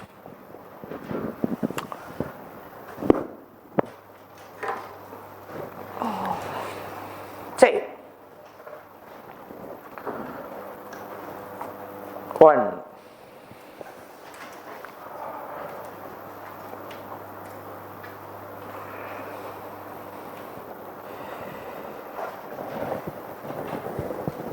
say one Gopal Swami Cycle Industries, okay, wants to open Gopal Swami Cycle, one new company wants to come. If he goes to bank will not, new company they don't give loan. So they say, who are you, Gopal Swami? No, we cannot give. No, I want to open a cycle company. No problem, but we can't give. Then Gopal Swami is somehow thinking, why can't I can raise from share market. So he go and list in the company, stock market, Indian, Bombay Stock Exchange. Whoever buys the shares, that money will go to Gopal Swami. With that money, he will open a cycle factory. When he makes profit, he has to divide it and give it to the whoever bought the share. Yes or no? We will see in detail in capital market class what is dividend, all these things. Now, what is share, how it works? To get money. But however, Indian capital market also not much. He wants to go and raise money from US Stock Exchange, say New York Stock Exchange. Okay, when he goes there, but people will not know whether this Gopal Swami is really a cycle company owner or will become a owner, he has land and all, or just this fellow is going in bicycle here and there without money and he wants to make some fraud. They won't know, yes or no? Lot of formalities will be there. So what they have done is, okay boss, if you want to list in US, list your company and raise money in say New York Stock Exchange, better go and approach any American bank. Okay. So now Gopal Swami goes and meets one Bank of America and says, boss, sir, I want to, in share market, I want to raise money in US Stock Exchange. Oh, that is the case. Okay, no problem. Come. Who are you? My name is Gopal Swami. Okay, what you want? Around 1,000 crore company I want to start. How much is your money already invested? 100 crore I have invested and another 400 or 500 crore I got from National Stock Exchange or Bombay Stock Exchange. So how much more you want? 400 crore I am planning to ask from, means sell it to US people. Okay, no problem. 400 crores. Okay. So around 40% shares. Okay, first I'll come to India and check. So they come to India, check everything is okay. Is really Gopal Swami having land, got 600 crores, everything verified. Then they come and okay boss. Okay, now totally 1,000 crore. 600 crore already having, so balance 400 crore means how much share? 40% share, yes or no? Deposit the share. So 40% share documents are deposited by Gopal Swami to whom? New York Stock Exchange, no, to that bank, yes or no? So bank receives, yes or no, gets it. Who deposits to whom? Gopal Swami deposits the share. Then bank gives the receipt. Yes, verified. This is the depository receipt. Okay. Now he has got it. Yes or no? Now this is now listed in the New York Stock Exchange. Gopal Swami Cycles depository receipt verified by American bank. Now American public, verified already, our American bank has verified. Now they will buy shares. Yes or no? Yes or no? So this is called as depository receipt. Who's benefiting out of it? Who's getting benefit out of it? Huh? Gopalsamy means foreign company, means some company of another country can go and raise shares in some other country. Second, if you are an US investor, you can also buy, in case Gopalsamy, if you feel returns will be 12%, 14%, sitting in US, you can buy in a foreign company share rather than US company which may give lesser return. Yes or no? So both domestic investors and foreign companies can benefit out of it. Yes or no? Are you understanding? So a depository receipt is a negotiable certificate issued by a bank you just see here. When a foreign company, just see the board, when a foreign company, say Reliance, wants to list its securities, stock on another country's stock exchange, say Reliance wants to list in USA stock exchange, it can do so through DR mode. So to allow DR, share of foreign company, say Reliance, which the DR represent, are first of all delivered deposit with the American bank, which is creating the DR. On receipt of delivery of shares, custodial bank creates deposit receipt, issue the same. Where the DRs are intended to be listed, these DRs are then listed and traded in the local stock exchange of that country. So thus the DRs are physical certificates which allow investors to hold shares in another country's company. This type of instrument is in US 1920s called ADR, American Depository Receipt, then you also call GDR, European DR, lot of international DRs have come up. What is the American Depository Receipt? ADR introduced in 1927, security issued by a company outside the US, maybe Reliance or Gopalsamy company, in which which physically remains in the country of issue, usually the custody of a bank. Okay, stocks are given here in the custody of a bank, traded in the US stock exchange. In other words, EIDR is a stock that trades in United States but represents a specific number of shares of a foreign company. Yes or no? Yes or no?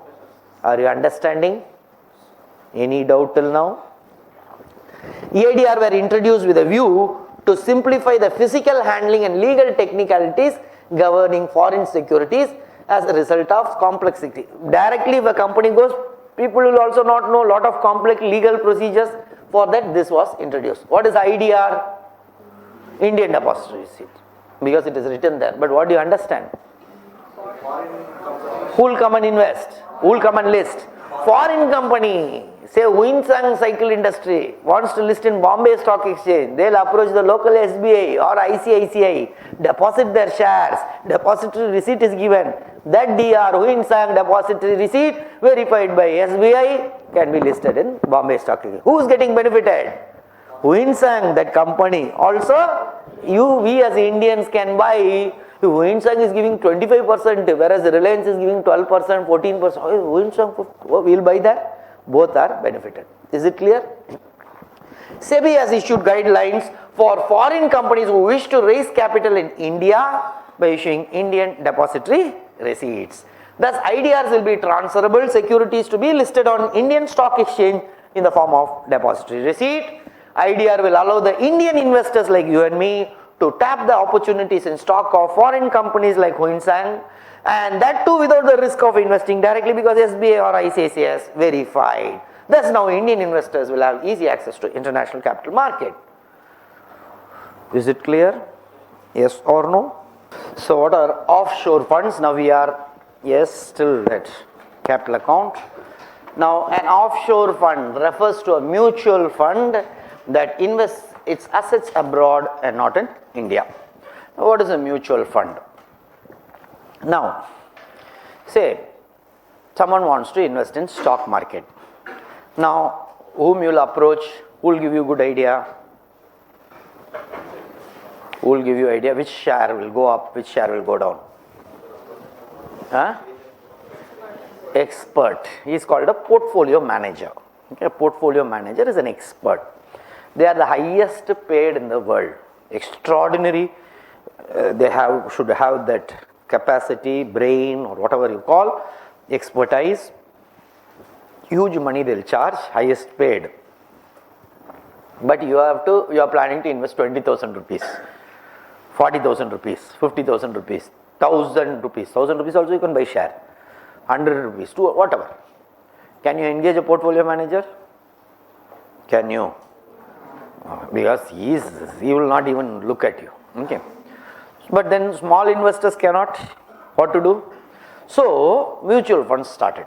How mutual fund? Let us assume I am starting one mutual fund called Officers IAS Academy Mutual Fund. Okay. Whoever wants, give whatever amount you have. Someone gives 1,000, 10,000, 5,000, 1 lakh, someone 10 lakhs, like that. All are giving. Many people buying mutual fund. Together I would have collected, say, some 200, 300 crores, right? Now I can invest that, I can engage a portfolio manager now. Just 200, 300 crores I am having. Okay. I will say, boss, your salary is 2 lakh per or 2 crore per annum. Okay, come. So say 300 crores, 2 crores we are giving him, 298 crores. Best portfolio manager taken. He will now invest. Okay, returns come, right? Say 15% return he is giving. Whoever has given 10,000 will give 11,500. Yes or no? Yes or no? Whoever has given 1 lakh will pay them 1 lakh, say 10% return, let us assume. Okay, whoever has, so that easy to calculate. 1 lakh means 1 lakh 10,000, 10,000 means 11,000. Whoever has put 1 crore means 1 crore 10 lakh. Yes or no? So small investors can get benefit. Mutually we have pooled the money. That's why we call it mutual fund. Okay, all are put together. Then we are hiring someone. Okay, that is called mutual fund. Now this mutual fund, if it is investing in Indian share markets, yes, mutual fund. The same mutual fund portfolio manager, he says, no, India tax and all high. Let me invest in Mauritius. Then offshore fund. It is going out offshore. Okay, Bahamas, no, zero tax, that country, I'll invest there and give a better return. That is called as offshore fund. Then he has to buy dollar and move away. Yes or no? Then dollar goes out. Yes or no? This is called as offshore fund. Offshore, so what is offshore fund? Refers to a mutual fund that invests in assets abroad, not in India. Offshore funds offer investors access to international markets and major stock exchanges. They are similar to traditional mutual fund only. Only thing is it is going out of country. Now offshore mutual funds are usually established in countries that provide significant tax benefit. Then only they will go and invest there. As a result, these investors are often able to reduce the amount of taxes they pay. Some popular countries where taxes are less or zero: Island of Man, Bahamas, Bermuda, Cayman Islands, Mauritius and all. They are all some investor friendly countries. Now, so we have completed balance of payment in detail. What is current account? What are the things? Capital account? What are the details? Now let us go to India's balance of payment. Offshore fund. What you have not understood? I couldn't understand how we are benefiting out of offshore fund. Who's benefiting? Investor. No, I am not telling investor will get benefit out of offshore fund. If the portfolio manager thinks, in India, if I invest, I'll get 8% return. In Bahamas or Mauritius, I invest in some company, 15% return. Then if you are a portfolio manager, you will invest there. Yes. Now to invest that, we have collected 300 crores and given to you. You are the portfolio manager. Now you will see returns are better in Mauritius. Then you will buy dollar and go and invest there. Get a 15% return and give it to all of us. That is so. Now let's move on to India's balance of payment. Okay. How India's balance of payment has been there.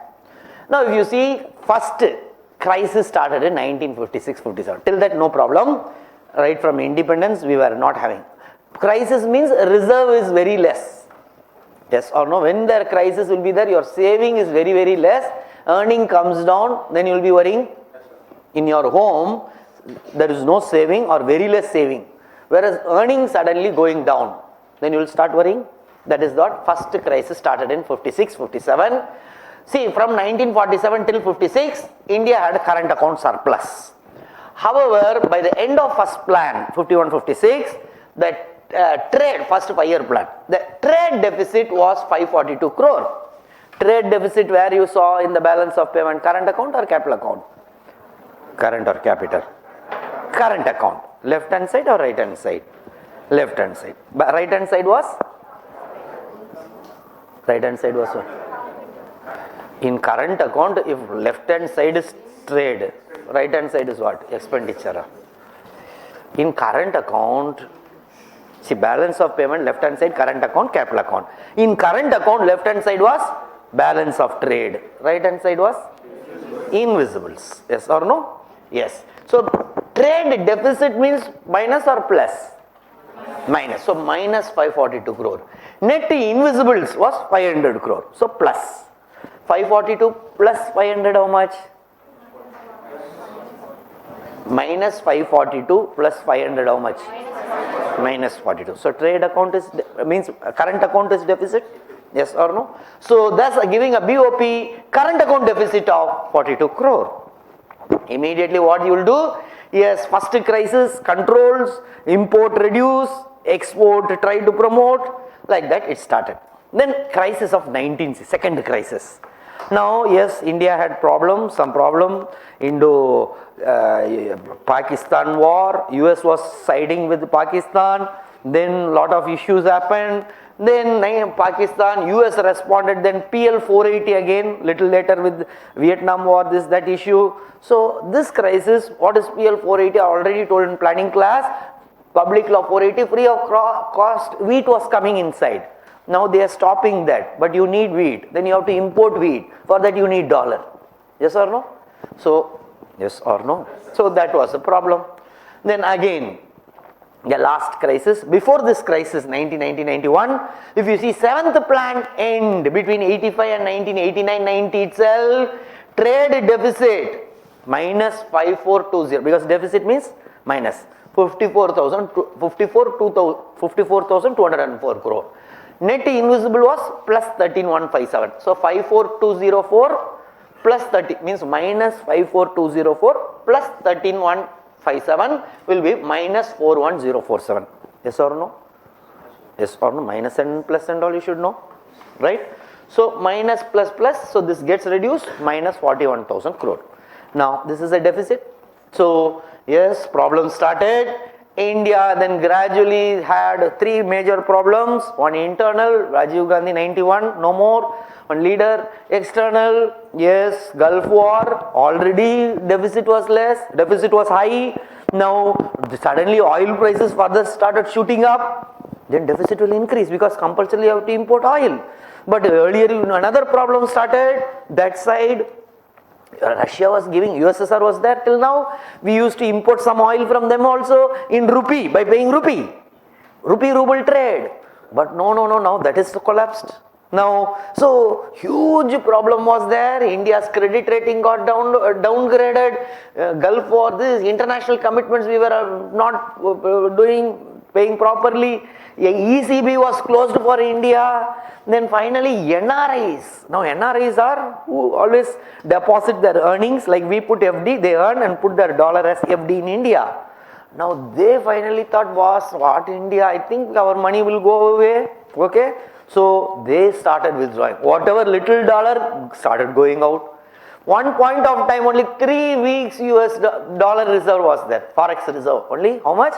3 weeks. Very, very bad state. And all were thinking, yes, India is about to become next USSR to disintegrate.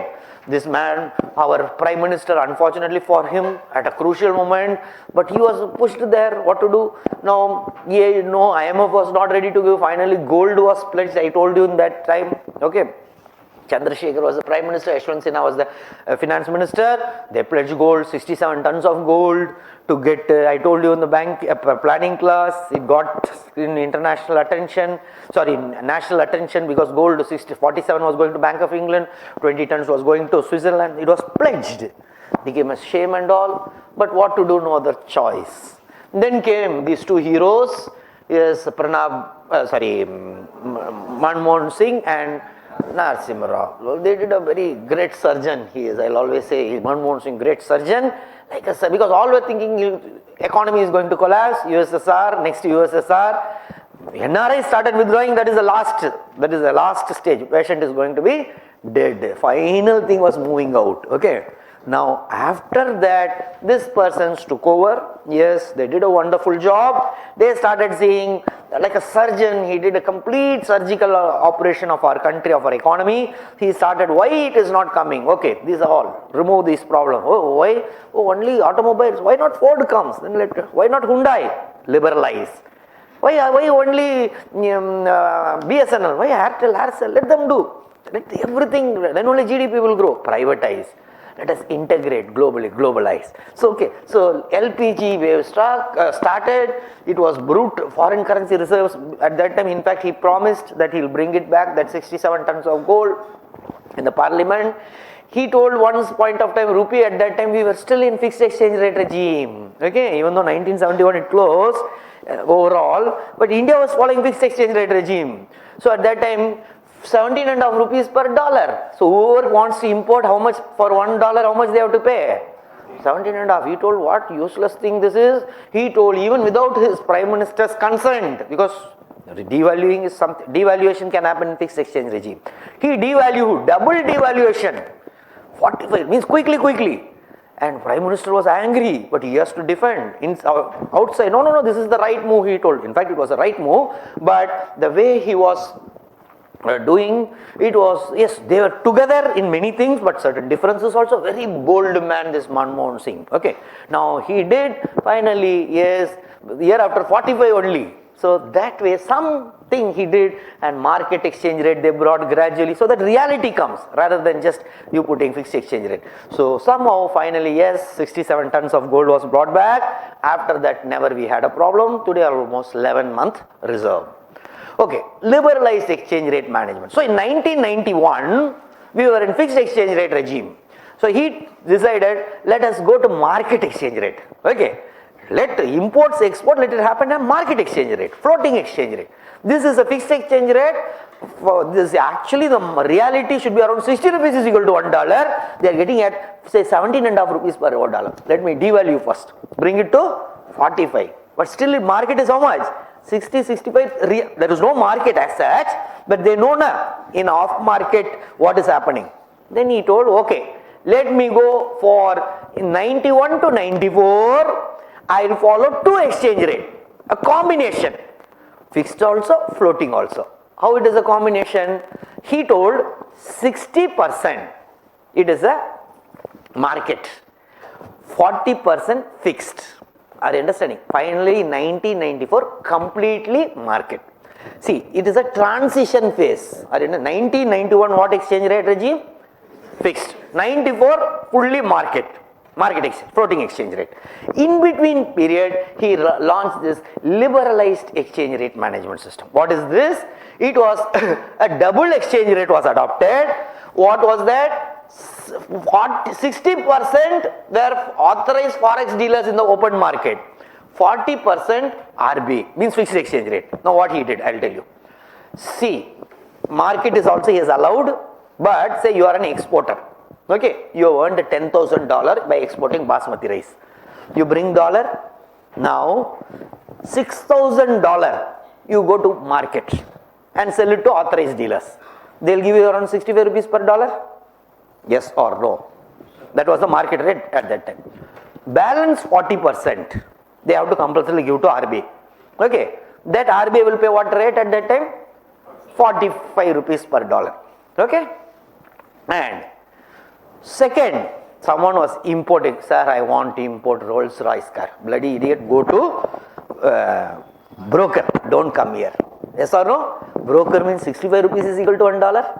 Yes or no? Then they'll think, oh, 65, no need of Rolls Royce, ambassador car enough. Okay.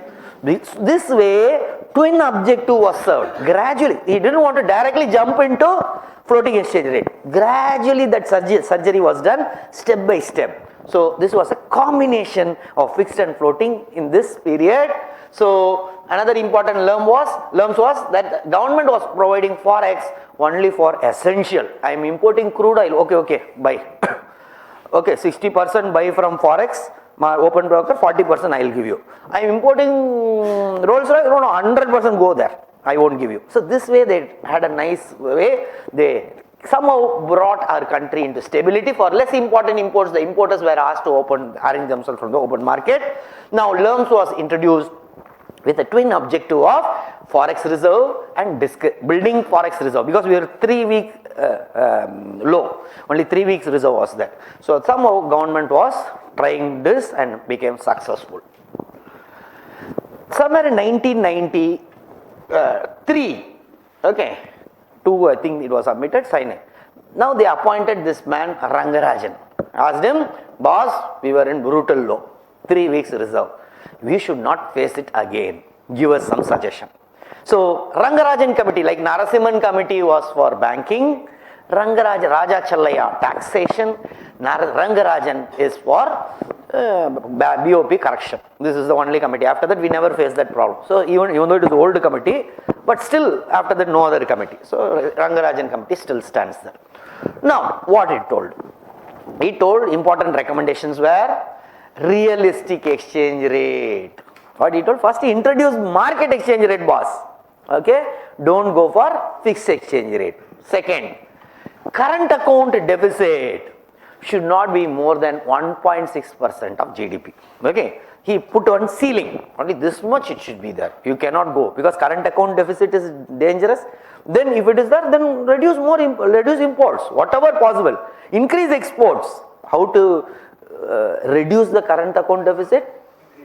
Increasing exports, reducing imports. This may all be asked in the exam also. RBI should target a reserve, like your bike has some reserve na petrol. Okay, say 2 liter reserve, 3 liter. Moment it goes to reserve, what you will do? What you will do? If bike is gone reserve, what you will do? Immediately you will go to petrol bunk, maybe within 5 km, 10 km, but back of the mind it will be always disturbing, otherwise it will stop. Similarly, at least 3 month reserve you have, minimum 3 months, okay. After that, yes, accumulate. Moment it touches 3 months, it is like bike going down. Immediately find alarms should be sent, what to be, so that you don't go to 3 weeks and later cry. Okay, so 3 months you should always have money for all your imports. That 3 month import plus debt servicing. Debt servicing means, debt means loan. Okay, to service a bike periodically you have to go and pay some amount and maintain it. Yes or no? Bike maintenance or car maintenance. Similarly, to service your debt periodically you have to pay your EMI. So whatever India has got loans, external commercial borrowing as well as external assistance, whatever, all we have to pay EMI. Now for that 3 months worth the dollar is there, plus 3 months worth the imports, how much you normally import oil, this that much you have, that should be the reserve minimum.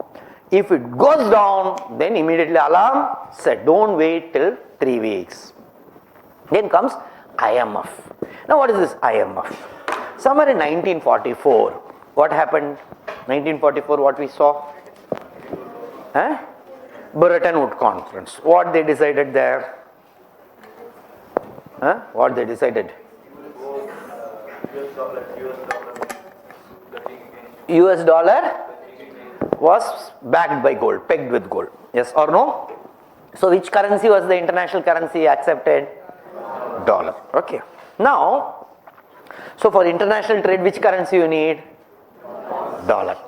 Okay. Now you are a prime minister. If you have shortage of dollar, what you will do? What you will do? RBI reserve this, that. Okay. Nothing is there. What you will do? Borrow. But who can print a dollar? Only US. Yes or no? So US then president foreseed this. Boss, all prime ministers will come and cry in front of White House, give me dollar, give me dollar. Yes or no? If they are in crisis. Yes? It will become an unnecessary headache for him or her, whoever is the president. No her till now, I think, in US. Right? Okay. Will be a big headache for him. Yes or no? So he told, once fixed exchange rate regime, immediately he told, boss, let us create one more institution called International Monetary Fund. Now it is a bank like that. Whichever country is having balance of payment problem, this IMF will lend them with the dollar, so that they won't unnecessarily come and disturb me. Then they ask, okay boss, IMF can be there, but IMF, where money will come from? Yes or no? IMF should have money, dollars. US told, let all of us contribute. Okay, all of us contribute, I'll contribute, you contribute, every country contribute. Okay, I may be a big economy, I'll contribute max, more. Japan, less. England, little more, yes, more. India, small. Each one according to the capacity, let's contribute. Let us pull all the dollar, keep it as a reserve. IMF, now that is like a bank. Whichever country is having balance of payment crisis, let them borrow from there. Is it clear? Yes or no? So, this way IMF was set up in 1944 at Bretton Woods. In fact, it and World Bank were born together.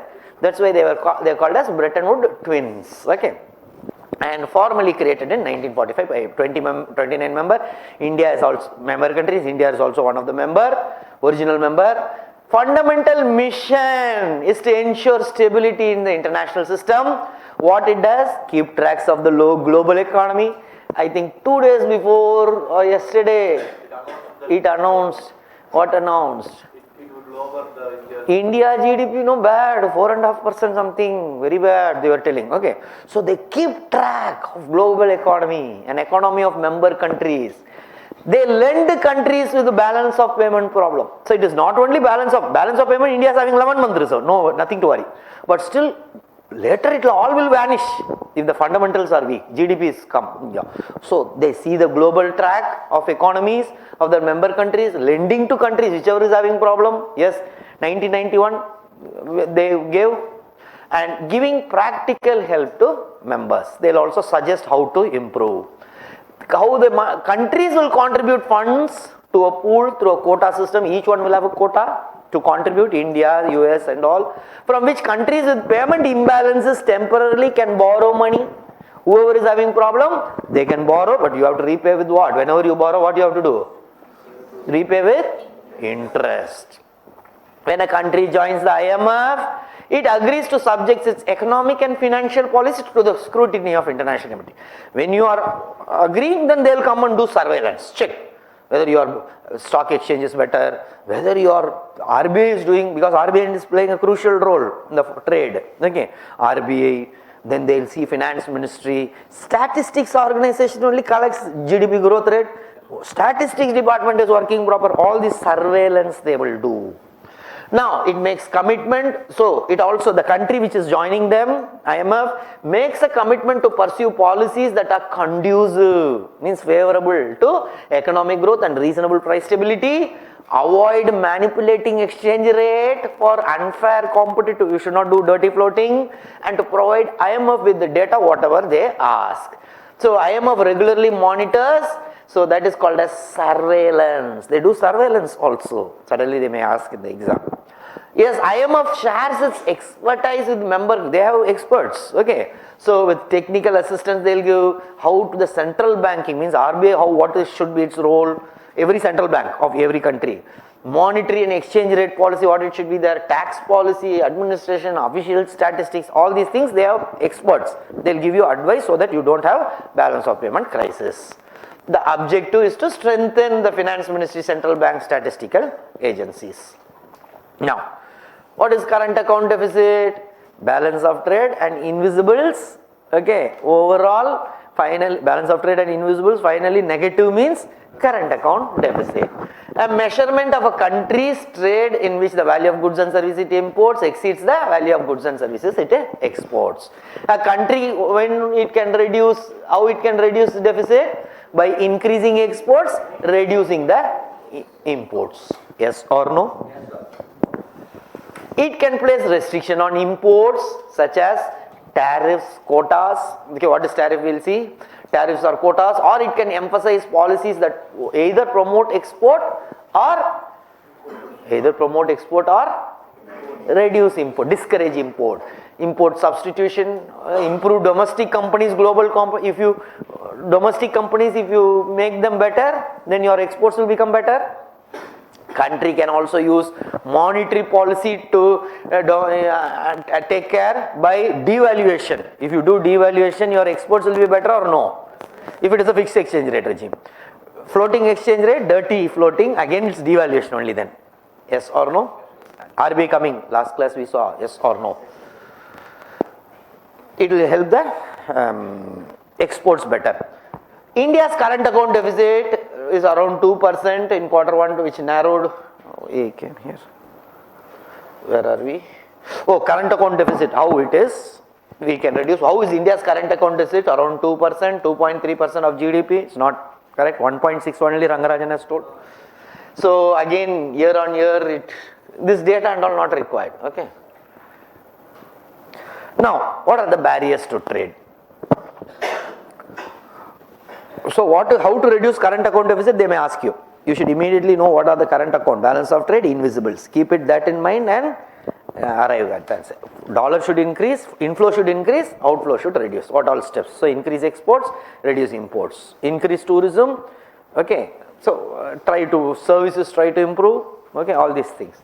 Now barriers, tariff barriers. What is tariff barrier? Means tariffs are taxes that are imposed by the government on imported goods and services. Oh, you are importing iPhone, boss. Then local Micromax will suffer. So for iPhone import, you have to pay 40% customs duty. Are you understanding? Then you are indirectly making iPhone very costly. Oh, you are importing some Rolls Royce car. No, you have to pay 50% duty. This is called tariff. Through tax, you are putting a barrier on other countries. Yes or no? Second, non-tariff barriers means they won't put a tax. Yes or no? But still that some barrier will be there. What are the barriers? Quota. No, only 10 Rolls Royce can be imported to India in 1 year. Then, if they have already gone, then you have to wait till next year. Yes or no? This is quota. Production subsidy. Oh, you want to produce basmati rice? Boss, I'll give you free electricity. Free electricity, free fertilizer, boss, or at least subsidized fertilizer. Okay, tractor subsidized, no problem. Now these are all production subsidies. Then your production cost comes down.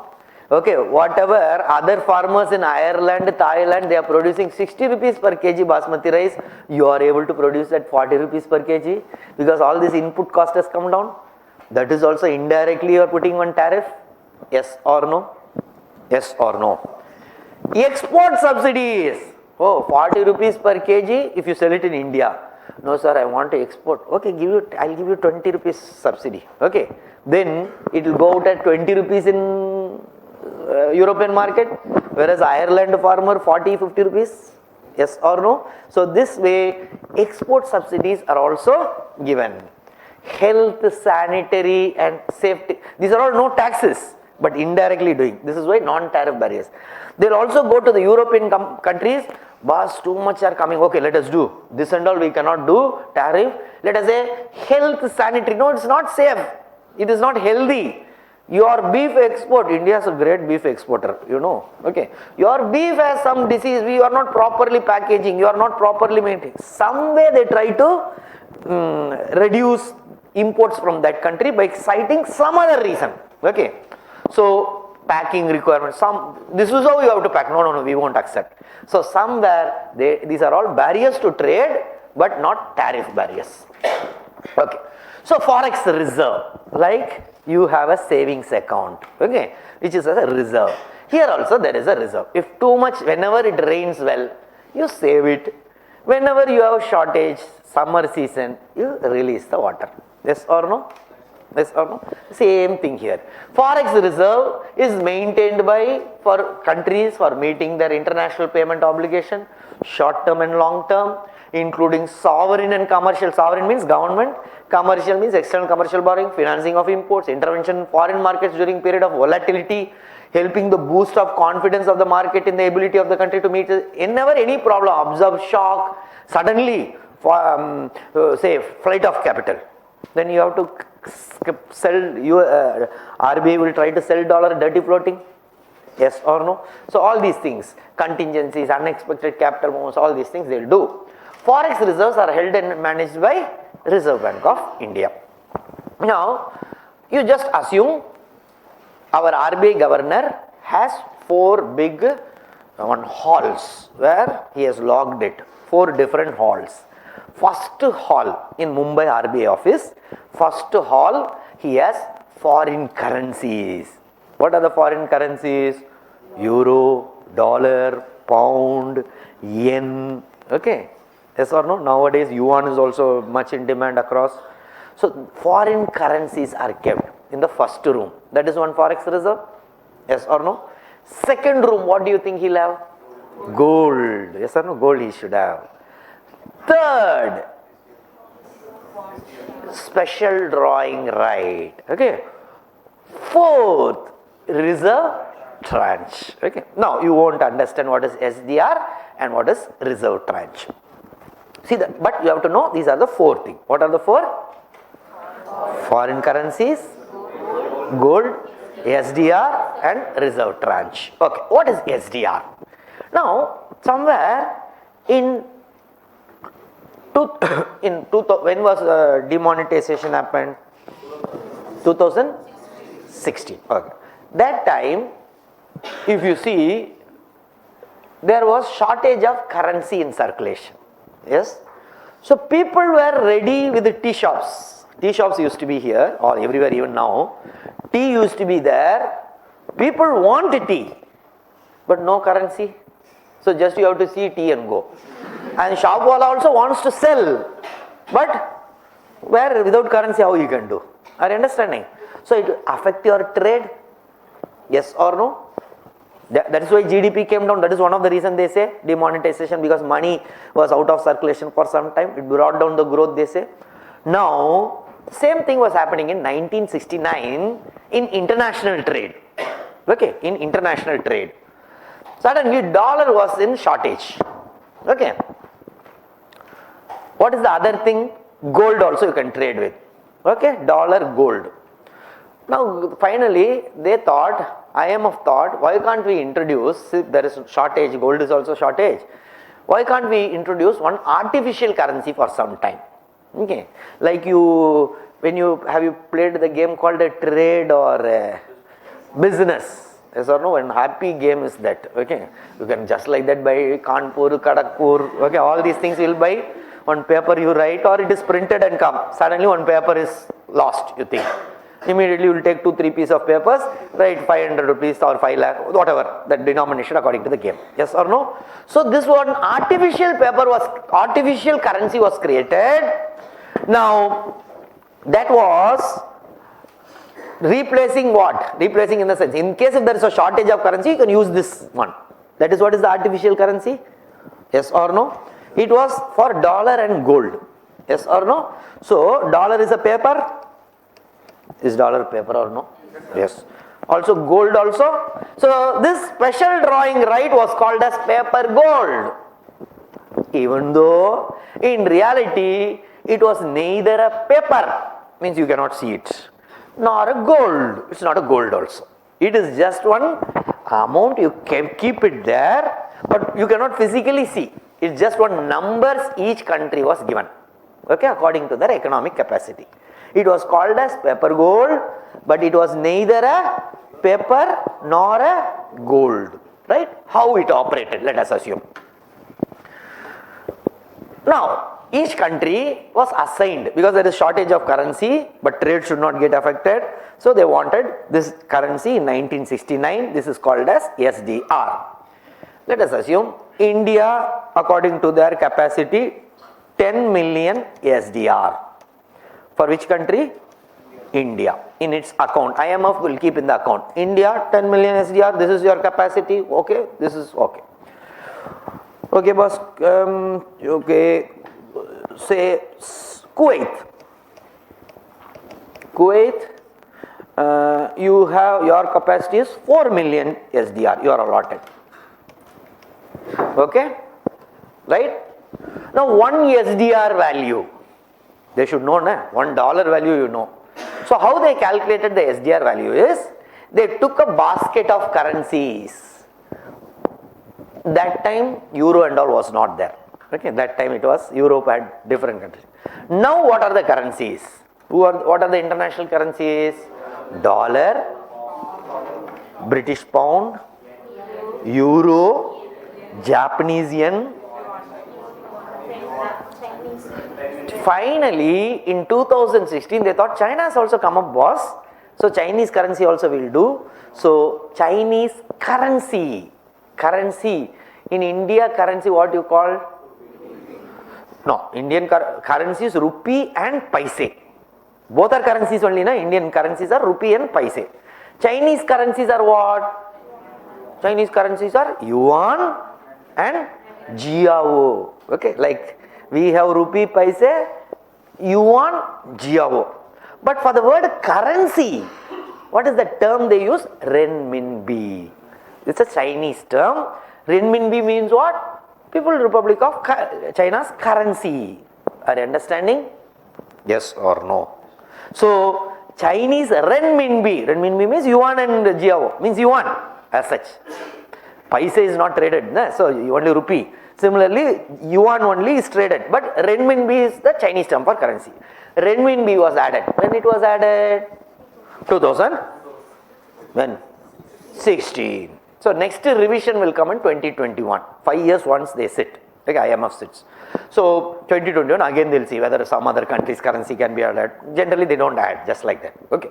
Now, so all these currencies put together, equivalent how much? They will calculate the value. That is the value of 1 SDR. Is it clear?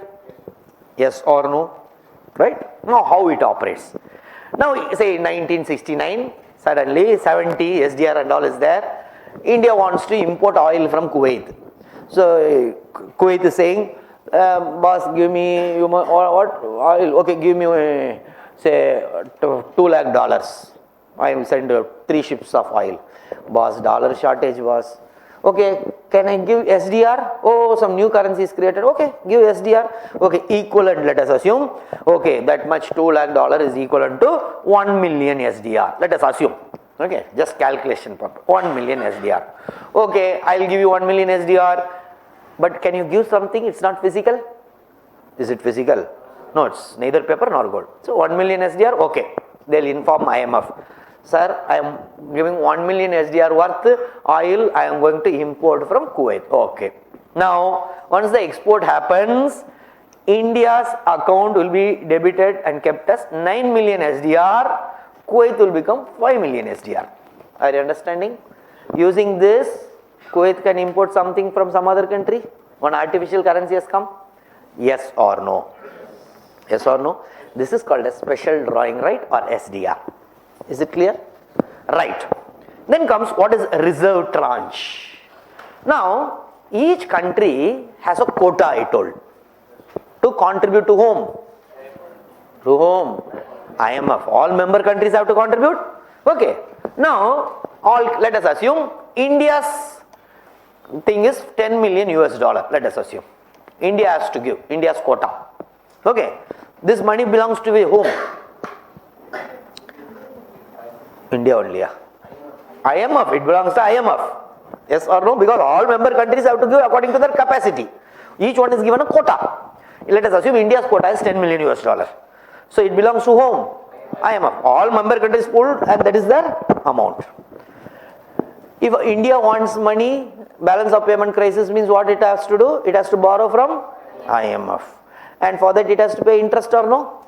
Yes or no?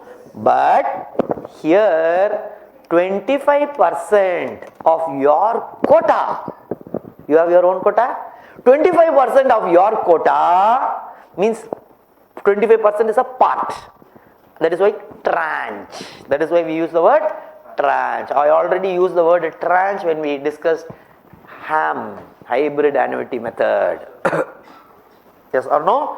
Yeah, during HAM I told tranche, part by part, national highways used to pay. Okay. Now, so for 25%, you don't need to pay any interest. Are you understanding? Whenever you are having shortage, you have your quota. In that quota, you have given already. Yes or no? Yes or no? 25% you take it, IMF will give you. When you repay, no interest paid. Are you understanding? So this is like your own money because you are not paying any interest. Yes or no? So this is also one of your BOP reserve. Right? So BOP reserve consists of India's foreign currency reserves comprise foreign currency reserve, gold, SDR and also what? Reserve tranche. India's forex reserve as of November 2019, what it says? Forex reserve how much? $448 billion. Okay. In which foreign currency how much? $416 billion. Means almost more than around 90% is foreign currency only. Followed by how much gold? $26 billion worth of gold we are having.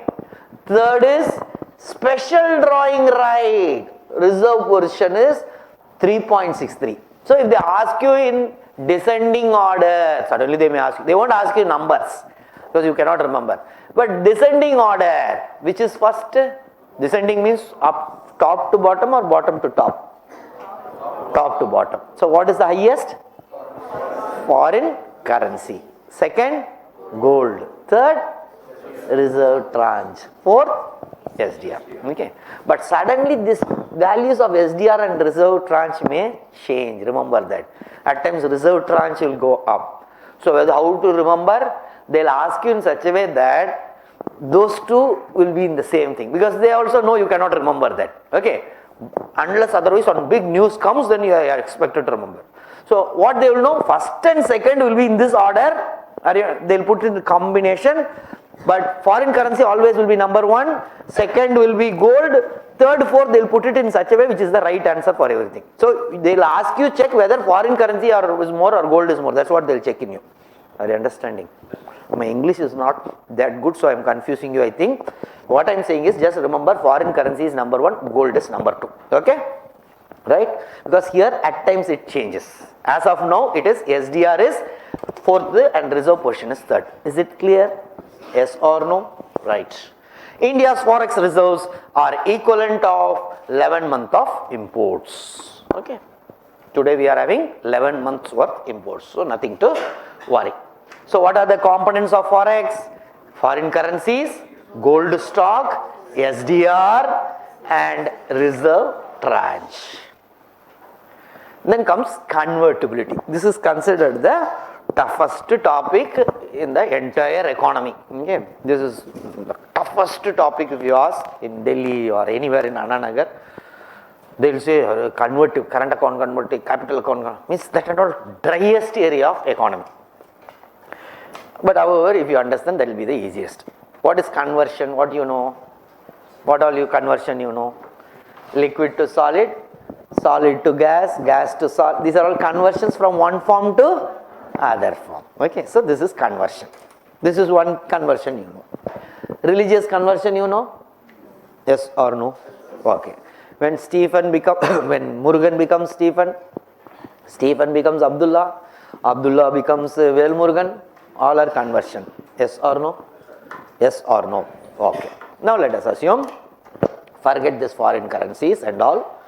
Let us assume when Murugan is there, Murugan wants to become Stephen. Okay.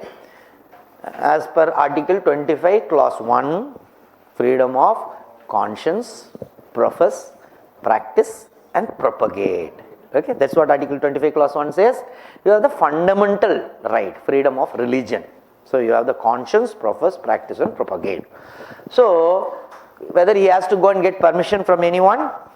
No. If he doesn't have to get permission from anyone, then that country has free convertibility. Easily he can convert from Hindu to Muslim, Muslim to Christian or Hindu to Christian or Christian to Hindu. Yes or no? Yes or no? So this is free convertibility. Yes or no? Have you understood? Yes or no? Right. No. Second I am telling. No.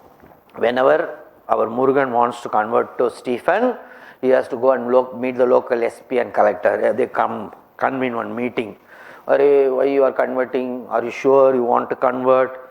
Yes sir, I am sure sir. 100% sure. No force and all, nothing to. No sir, clearly sir, I am very much believer now. Okay, good. If you want, you can convert. It is free conversion is there? Is it a free conversion? No. Is there a conversion? Yes, but not free conversion. Then what conversion? Partial convertibility. Yes or no? Convertibility is there, not free convertibility. Partial convertibility. Agreed or no? Third situation I am telling. Murugan, one is born. Murugan, you are born as Murugan, you will die as Murugan. You cannot become Stephen or Abdullah. Stephen, you are born as Stephen, be as Stephen only. Then there is what? No convertibility. These are the three ways of convertibility. Yes or no? Yes or no? This you have understood now? Okay. Now, do you remember our Madasami? He is the one who helped us a lot. Despite not clearing the exam, he has helped us to understand most of the concepts, right? Now, Madasami went to where?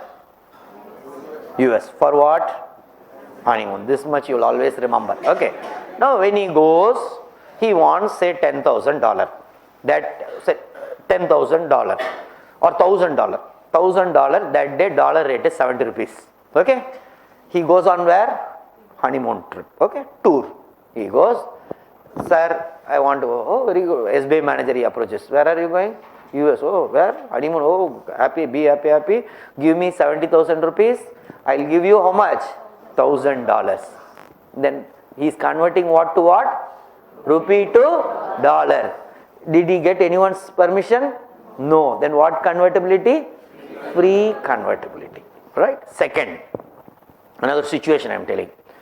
Now he goes to go to SBI manager. Sir, I want $1,000. Oh, $1,000? Why? No, sir, I want to go abroad for honeymoon. Oh, okay. But give me application.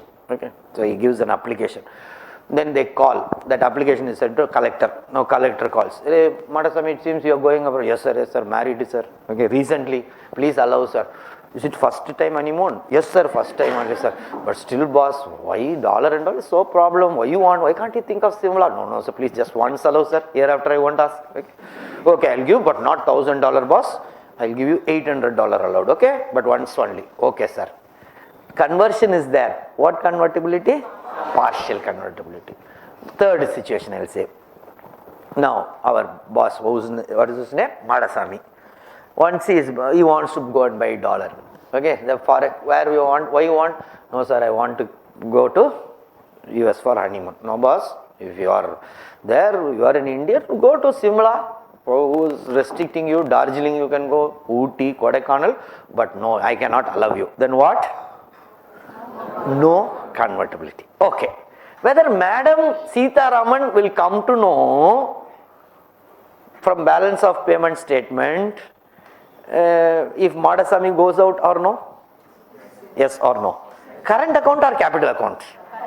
Current account. Current account under trade or invisibles? Under invisibles where? Income from investment or unilateral transfer or non-factor service? Non-factor service, because tourism is there. Yes or no? So, when Madasami goes out, they are not asking me, actually there is free current account convertibility in India. Is it clear? So India is having what? Free current account. Even IMF, whoever its members they have advised, according to Article 8 of IMF, they are saying current account give free. You should not restrict. Is it okay? Now what is capital account convertibility? Ambani wants to go and invest outside. Sir, I am going, I want, say $1 million, I want, so this much equivalent, I am giving you 70 lakh or 7 crore rupee, whatever. Equivalent $1 million means, okay, forget, I am not good in maths. Okay, some 7 equivalent amount he gives, converts to dollar, goes to Indonesia, buys coal mine. Then what convertibility? What convertibility? Capital account. But what convertibility? Free or partial? He didn't ask anyone's permission. If he gets from market, at market rate, then it is free. No, Ambani, sorry boss, you cannot go this much dollar. No, give an application. No, $1 million too much. If you want 80,000, okay, 1 million I'll give, but not at 70 rupees, boss. 70 rupees market rate, pay 90 rupees. Okay, this is not corruption I am talking, officially. Okay, pay 90 rupees to the bank, officially. Then, okay, this is what convertibility? Hey, Ambani, if you are born, you have to invest here only. What? No convertibility. India is having partial convertibility only in capital account. Are you understanding? Yes or no? Now, India wants to go for free convertibility. Then only trade will improve. So many will come and invest. But still it's going on slowly because suddenly they may go out also. When they come out freely, foreigners, they can also go out freely. Then dollar will go out. Yes or no? Yes or no? And any Indian can just like that take away the money and go and invest outside dollar, then it will become a shortage. Yes or no? Are you understanding? What is current account? What is capital account? Right. convertibility. Now, currency convertibility refers to the freedom to convert the domestic currency into a foreign currency or gold. Ease with which you can convert gold. Conversion is extremely it is very important for your international commerce. When a currency is inconvertible, then people will not. Then you cannot go out. Trade will get affected. Tourism will get affected. Investment will get affected. So current account $3,000 money exchanger you go, you borrow. Then Article 8 of IMF puts restrictions that no one can put restriction on. And restriction on what? Current account. So there is free current account convertibility for India.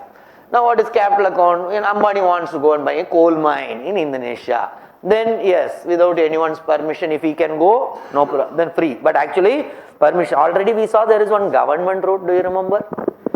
Yes or no? If there is capital account convertibility free, anyone can come in also, no need of anyone's permission. But we have a government route now. Yes or no? Means government's permission is also required for coming in also. Definitely then we are not free capital account convertibility. Yes or no? Now, then comes Tarapur committee. Now like Narasimhan committee was for banking. Tarapur committee was for this capital account convertibility. For capital account convertibility. India wanted to bring capital account convertibility. Now, so he was, it was little old committee, but however after that no committee has come. Okay. So there is like Narasimhan committee had two committees, Narasimhan 1, Narasimhan 2, twice committee was. Same thing Tarapur 1, Tarapur 2. So what he says about convertibility, home currency can be freely converted into foreign currency for acquisition of capital assets abroad and vice versa.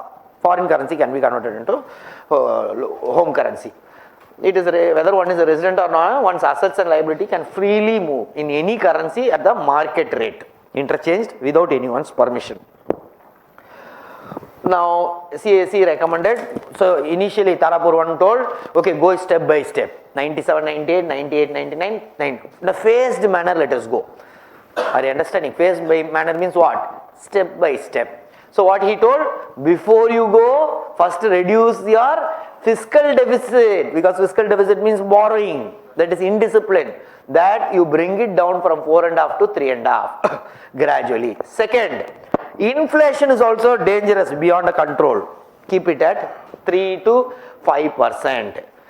But above committee, before it came 1997 ASEAN crisis came.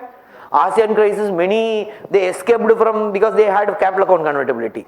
Then they thought, no, let us go slow. Government thought, no, this Tarapur, you are unlucky fellow, no, now we won't. Because moment he announced, when they started, by that time, ASEAN crisis.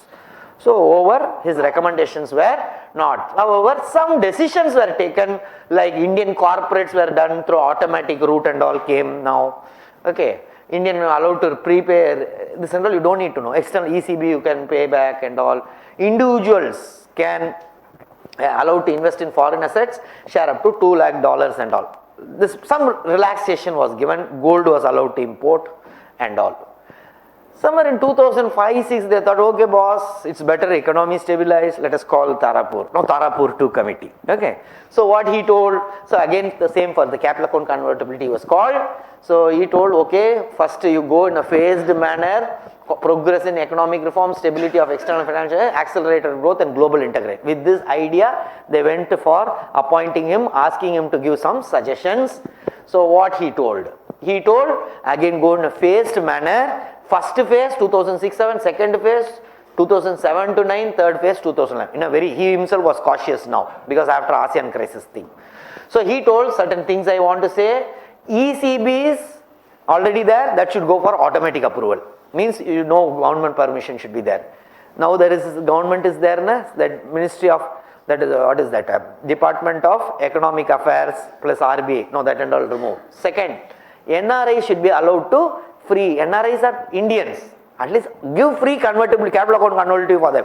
Because after all they are Indians, they won't betray us, suddenly they won't escape. With that, first start, let us experiment with NRIs. Third, NRI should be given tax benefits also, so that they come happily and invest. Let us try whether how they are. Then we'll allow for all. Then FII should be prohibited from issuing fresh participatory note. Already existing participatory note is there. That let's not disturb. Fresh participatory note is masked people. Anytime they may escape. Yes or no?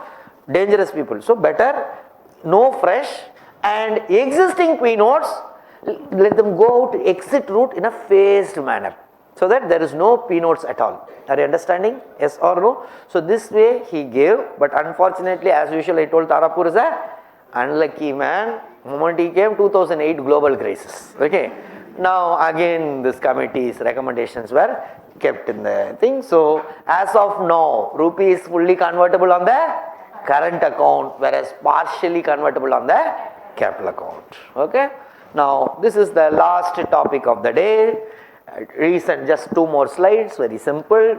Recent news, why Indian rupee depreciating, one of the worst currency today, Asia's worst performing currency since 2018, 74.27. Now what is the reasons they say, reasons for rupee depreciation? Suddenly they may ask in the prelims or mains also it can come. Spillover effect of trade war between US and China. Now US and China, if it is there, why rupee should get affected? Because to fight with the US, China started devaluing its currency. Yes or no? So Chinese exports would become much more cheaper. Yes or no? So wherever India was exporting now, already people will prefer to import from China. Yes or no? Indians will also import more from China because it is becoming cheaper. Yes or no? So deficit will increase only. Yes or no? Yes or no? So that is the first reason. Second, high volatility crude oil. Crude oil also. There was stability till 2016-17 and all. It was initially very low. Again it started spiking up. So that is also one more. Oil prices increase, import cost will increase. Yes or no? If import cost increase, deficit will increase. Yes or no? So import cost increase, again rupee will depreciate because you are buying more and more dollar to import more oil. To import as usual oil, but oil has become costly. So you will buy more dollar. If demand for dollar more, rupee will depreciate. Yes or no? Third, large FII outflows, especially after our madam's presentation, budget 2019, she put one income tax surcharge, but our later removed, but surcharge she announced, 2 crores. So I told no, 15 lakh crores suddenly. Okay. So that is also one more thing. People thought, why we have to put additional surcharge also we have to pay? Let us go out of this country. So that is also one more reason. So the dollars were leaving, so rupees started depreciating. What are the steps taken by the government to tackle withdrawal of income tax surcharge? So that was removed. $75 billion currency swap agreement with Japan. So India have put a currency where you can see, India if it wants, it can buy dollar from Japan. Japan will have some reserve. Yes or no? If Japan wants, it can buy dollar from India.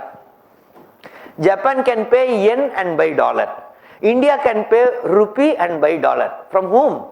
India and Japan together. Are you understanding?